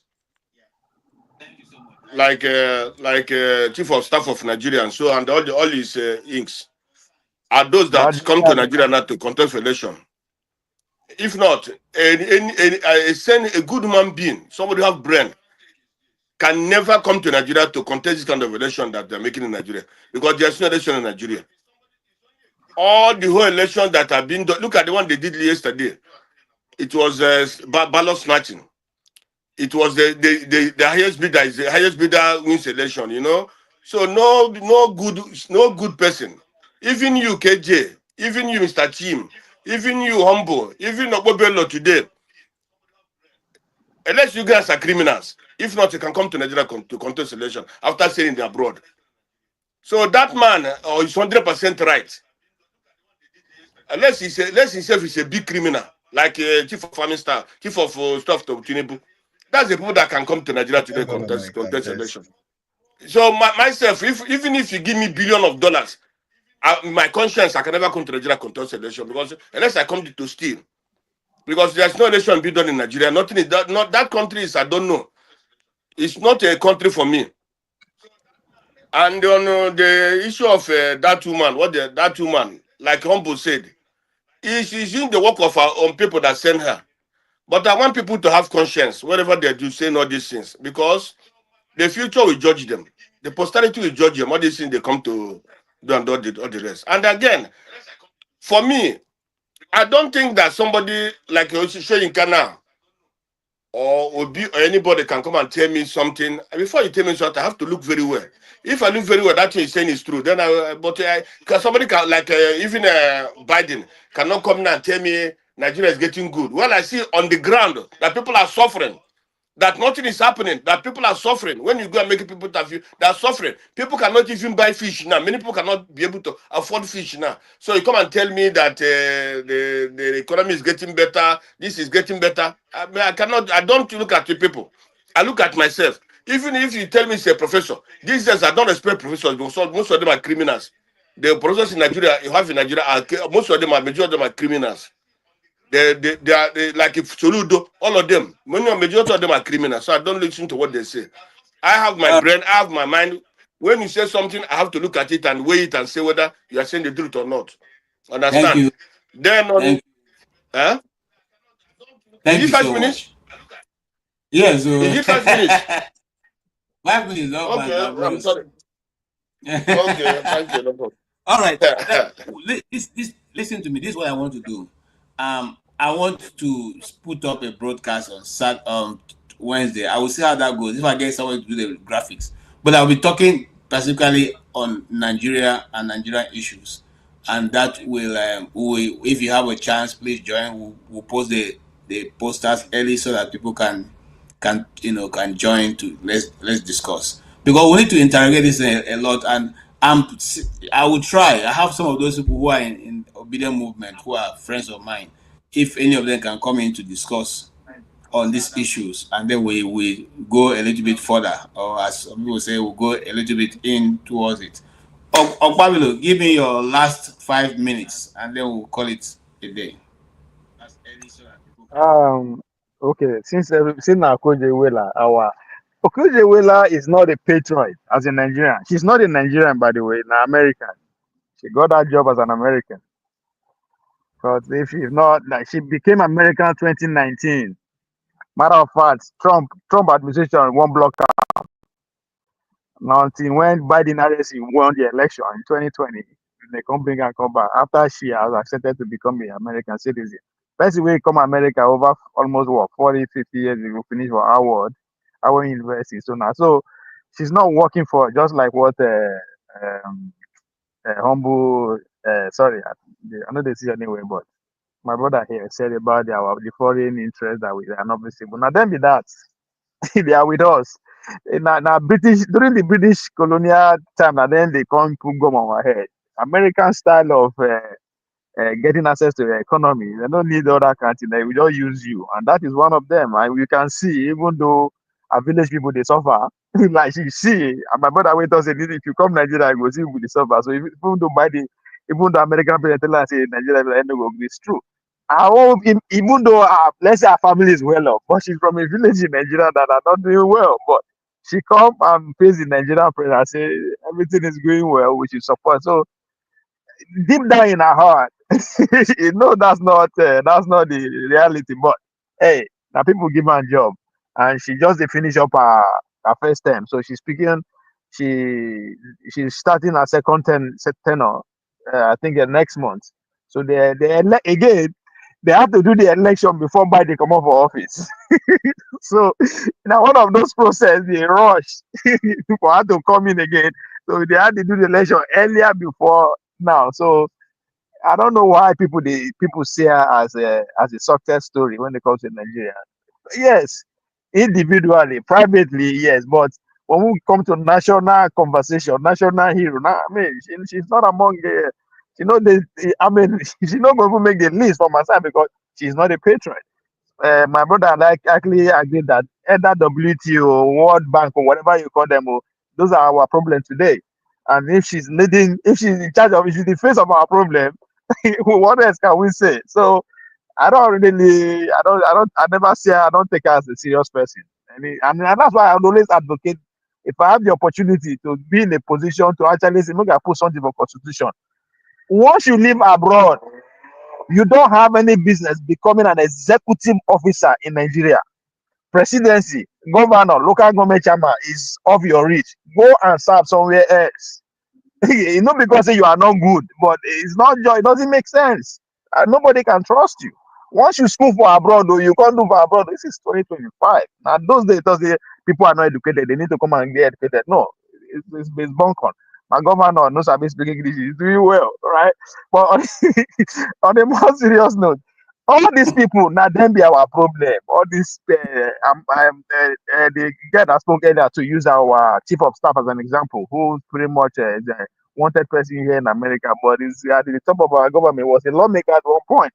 So as far as I'm concerned, if you don't live abroad more than 5 years, whether as a student, whatever, go and work as a director, as somebody else, but don't come and be in a critical situation whereby you will be all at ransom, at any move you make. So people like her, yes, she's a success story. She came from a very humble background and she rose to the top of the world, but that's good. But when we bring to Nigeria as of today, if I want to talk the history of Nigeria today, 50 years from now, I will point out some of the problems that we have that we face. But when you have people like that around you, you cannot plan secretly. You can't have any policy that against the people that you know that they are problem. So that's why if you look at the difference between this administration and Buhari administration, you can tell the difference. Buhari deal with America from far. From far. You understand? Yeah, you might not agree with him. You understand? But his policy are patriot policy and national policy. Even though he do it with here because so Tinubu is pretty much living in France and Washington. So is the worst among all of them. You forget that a certain agency said that they are not their assets. So so let us leave it at that. I thank you guys so much for this evening. It's been wonderful having you guys. Jim, like I said, don't think that there's any strategy opposition is bringing, or you're not in for them. All right, let's have that discussion on Wednesday. I would rather be surprised than to bet on it. Okay. Thank you so much. I'm with you too. Let me be surprised. I'll wait to be surprised. I like to surprise people. My name is Surprise. So, yes, thank you. Stay humble. You guys have been wonderful. We had no basketballs, a civil discussion. It went on well. The way we like it. Everybody maintaining their cool.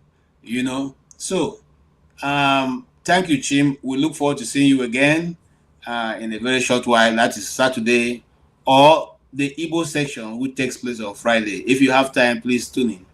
And I've not seen them in a long time. They were around, and we are trying to see how we can facilitate it coming more often.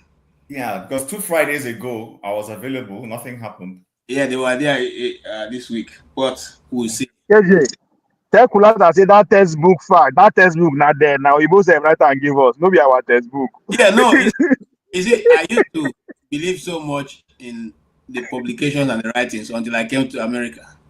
So I realized that they just write whatever they want to write and give us, and they should be doing their own thing. So you need to read their book. When you finish reading their book, now you take your African man sense, slap the thing, judge for yourself. If not, Kulata say na textbook fact she's speaking textbook fact. I agree. Textbook now we write them. No, now they write what they want to say and they put for their give us what they read. Nobody is saying that she's lying. She's not lying. She's saying exactly what is happening. So, Yes. All right. Thank you guys so very much. And have a good night. I want to also thank Kulata. Kulata, you've been. Thank you for all your comment and your contribution. And Real K, thank you so much for your contribution. Also, we really appreciate it. These things help us help the damages to be able to pay for this channel, because this channel is not free. The free one has only about 5 people. So but the mere fact we are content 10 of you means that it's not free. He pays from his own money, and so sometimes these things help us to go a long way to pay. Thank you again, Ovie. You're in fact, sometimes people should come to you for political analysis. I mean, you do very well. Whether I agree with you or not, there's always something to take away, and I appreciate that.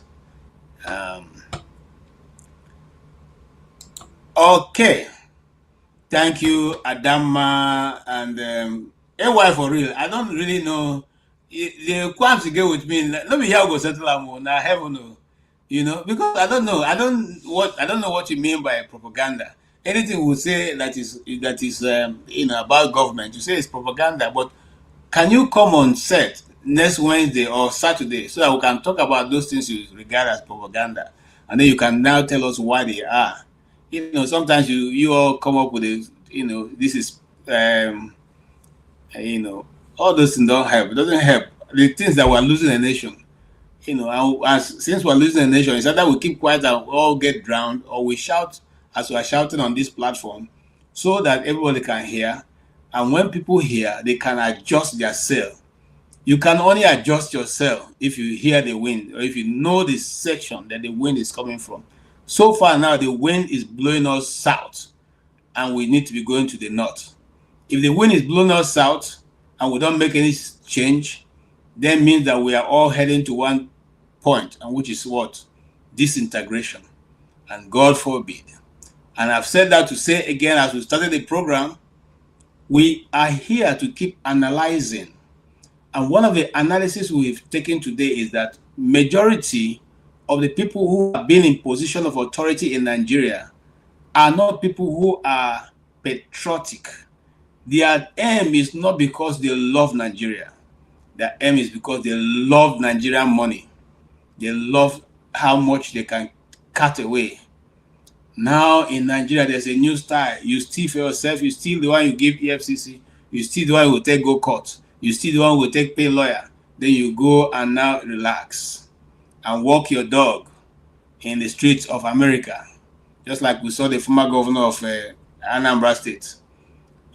But you could not build a pavement, a walkway in Anambra State for the 8 years you were there. But you are happy walking that dog along a city, a country that have taken their time to develop theirs. What an end. Okay. Because I'm a Christian, I won't curse you. But what is unfortunate? It's really unfortunate. And so, Nigerians, let us get up. It's time now for us to stop electing people who are hirelings. Hirelings don't help you develop your company. Hirelings only come and go. Hirelings do not care whether your roof is caving in. Hirelings do not care whether your farm is doing well. The only people that care and take care of the father's house are sons. Let's look in our communities.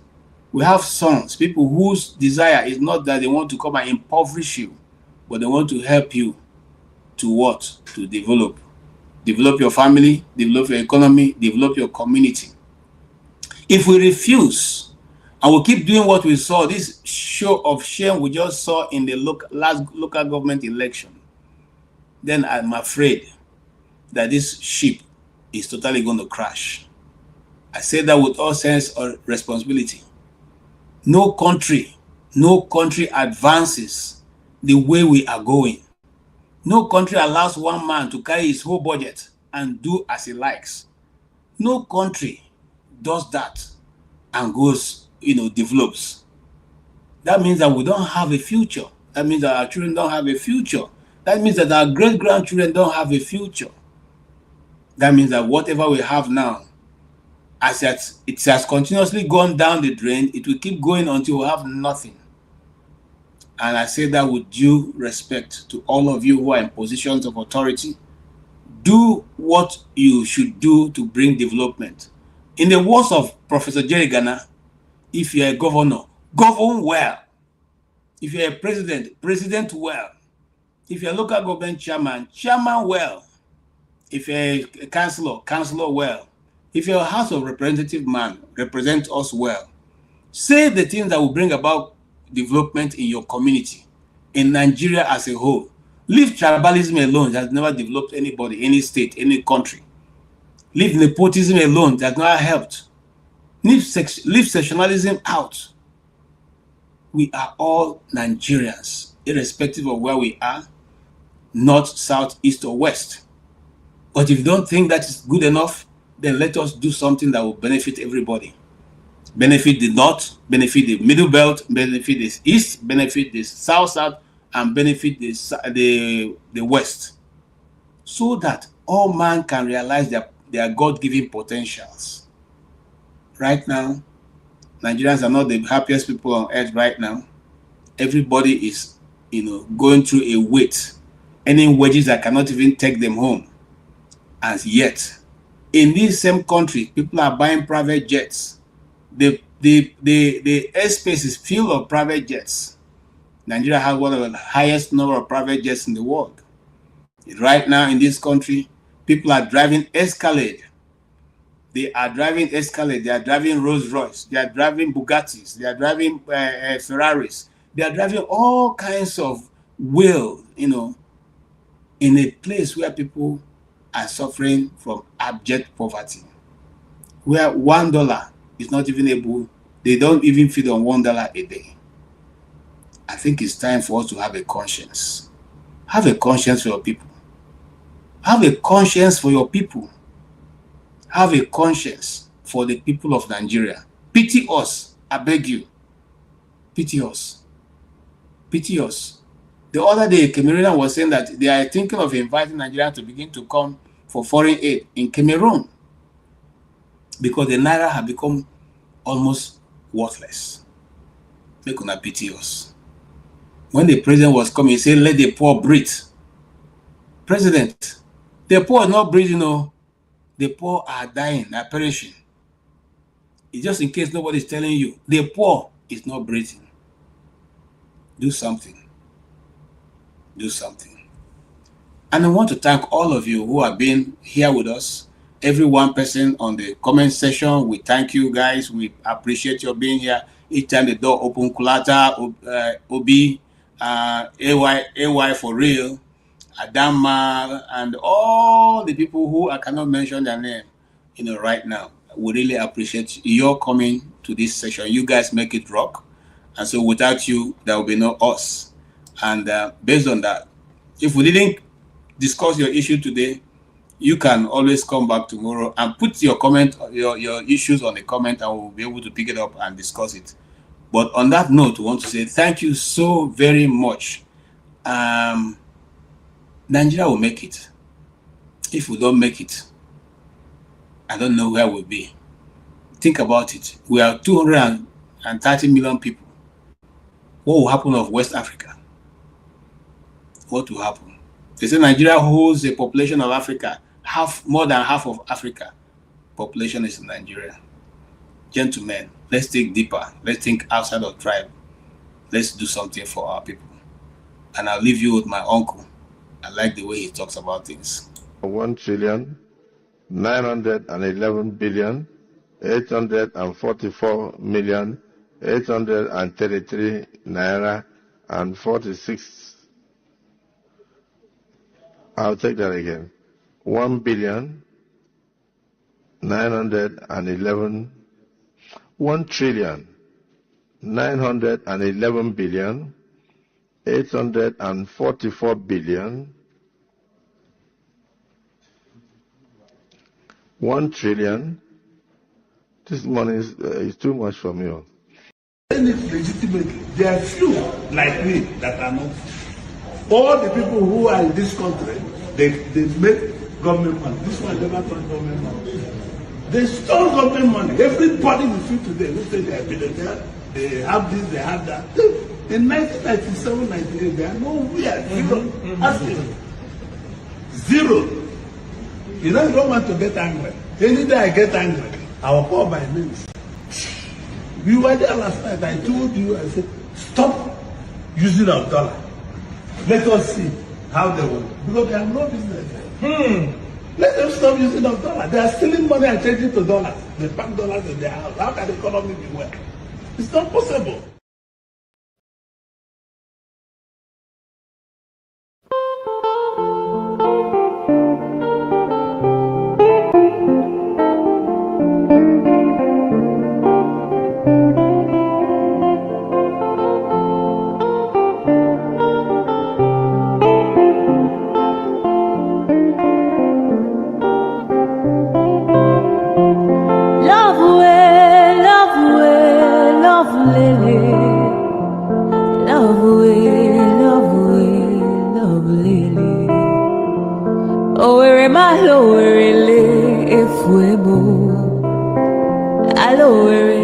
Aloe, if we move, I am Adure, lele, Adure, lele. Ido kwa samaka onyoma odika powder. Ido kwa samupu onyoma odika fomu. Ido kwa samishi onyoma odika pilo. Ololololo, aturubu ebule wakawa iwariwo. Ice. Rosa Olerio, Rosanna Olerio, Rosanna Olerio, Adikadimba. Adure Oleri, Adure Olerio, Adure, Aturuwe Bule Wakawa, Iurio, Adure, Adure Lele, Adure, Adure Lele. Ido wasamaka onyoma odika powder. Ido wasamuku onyoma odika fomu. Ido wasamishi onyoma odika pilo.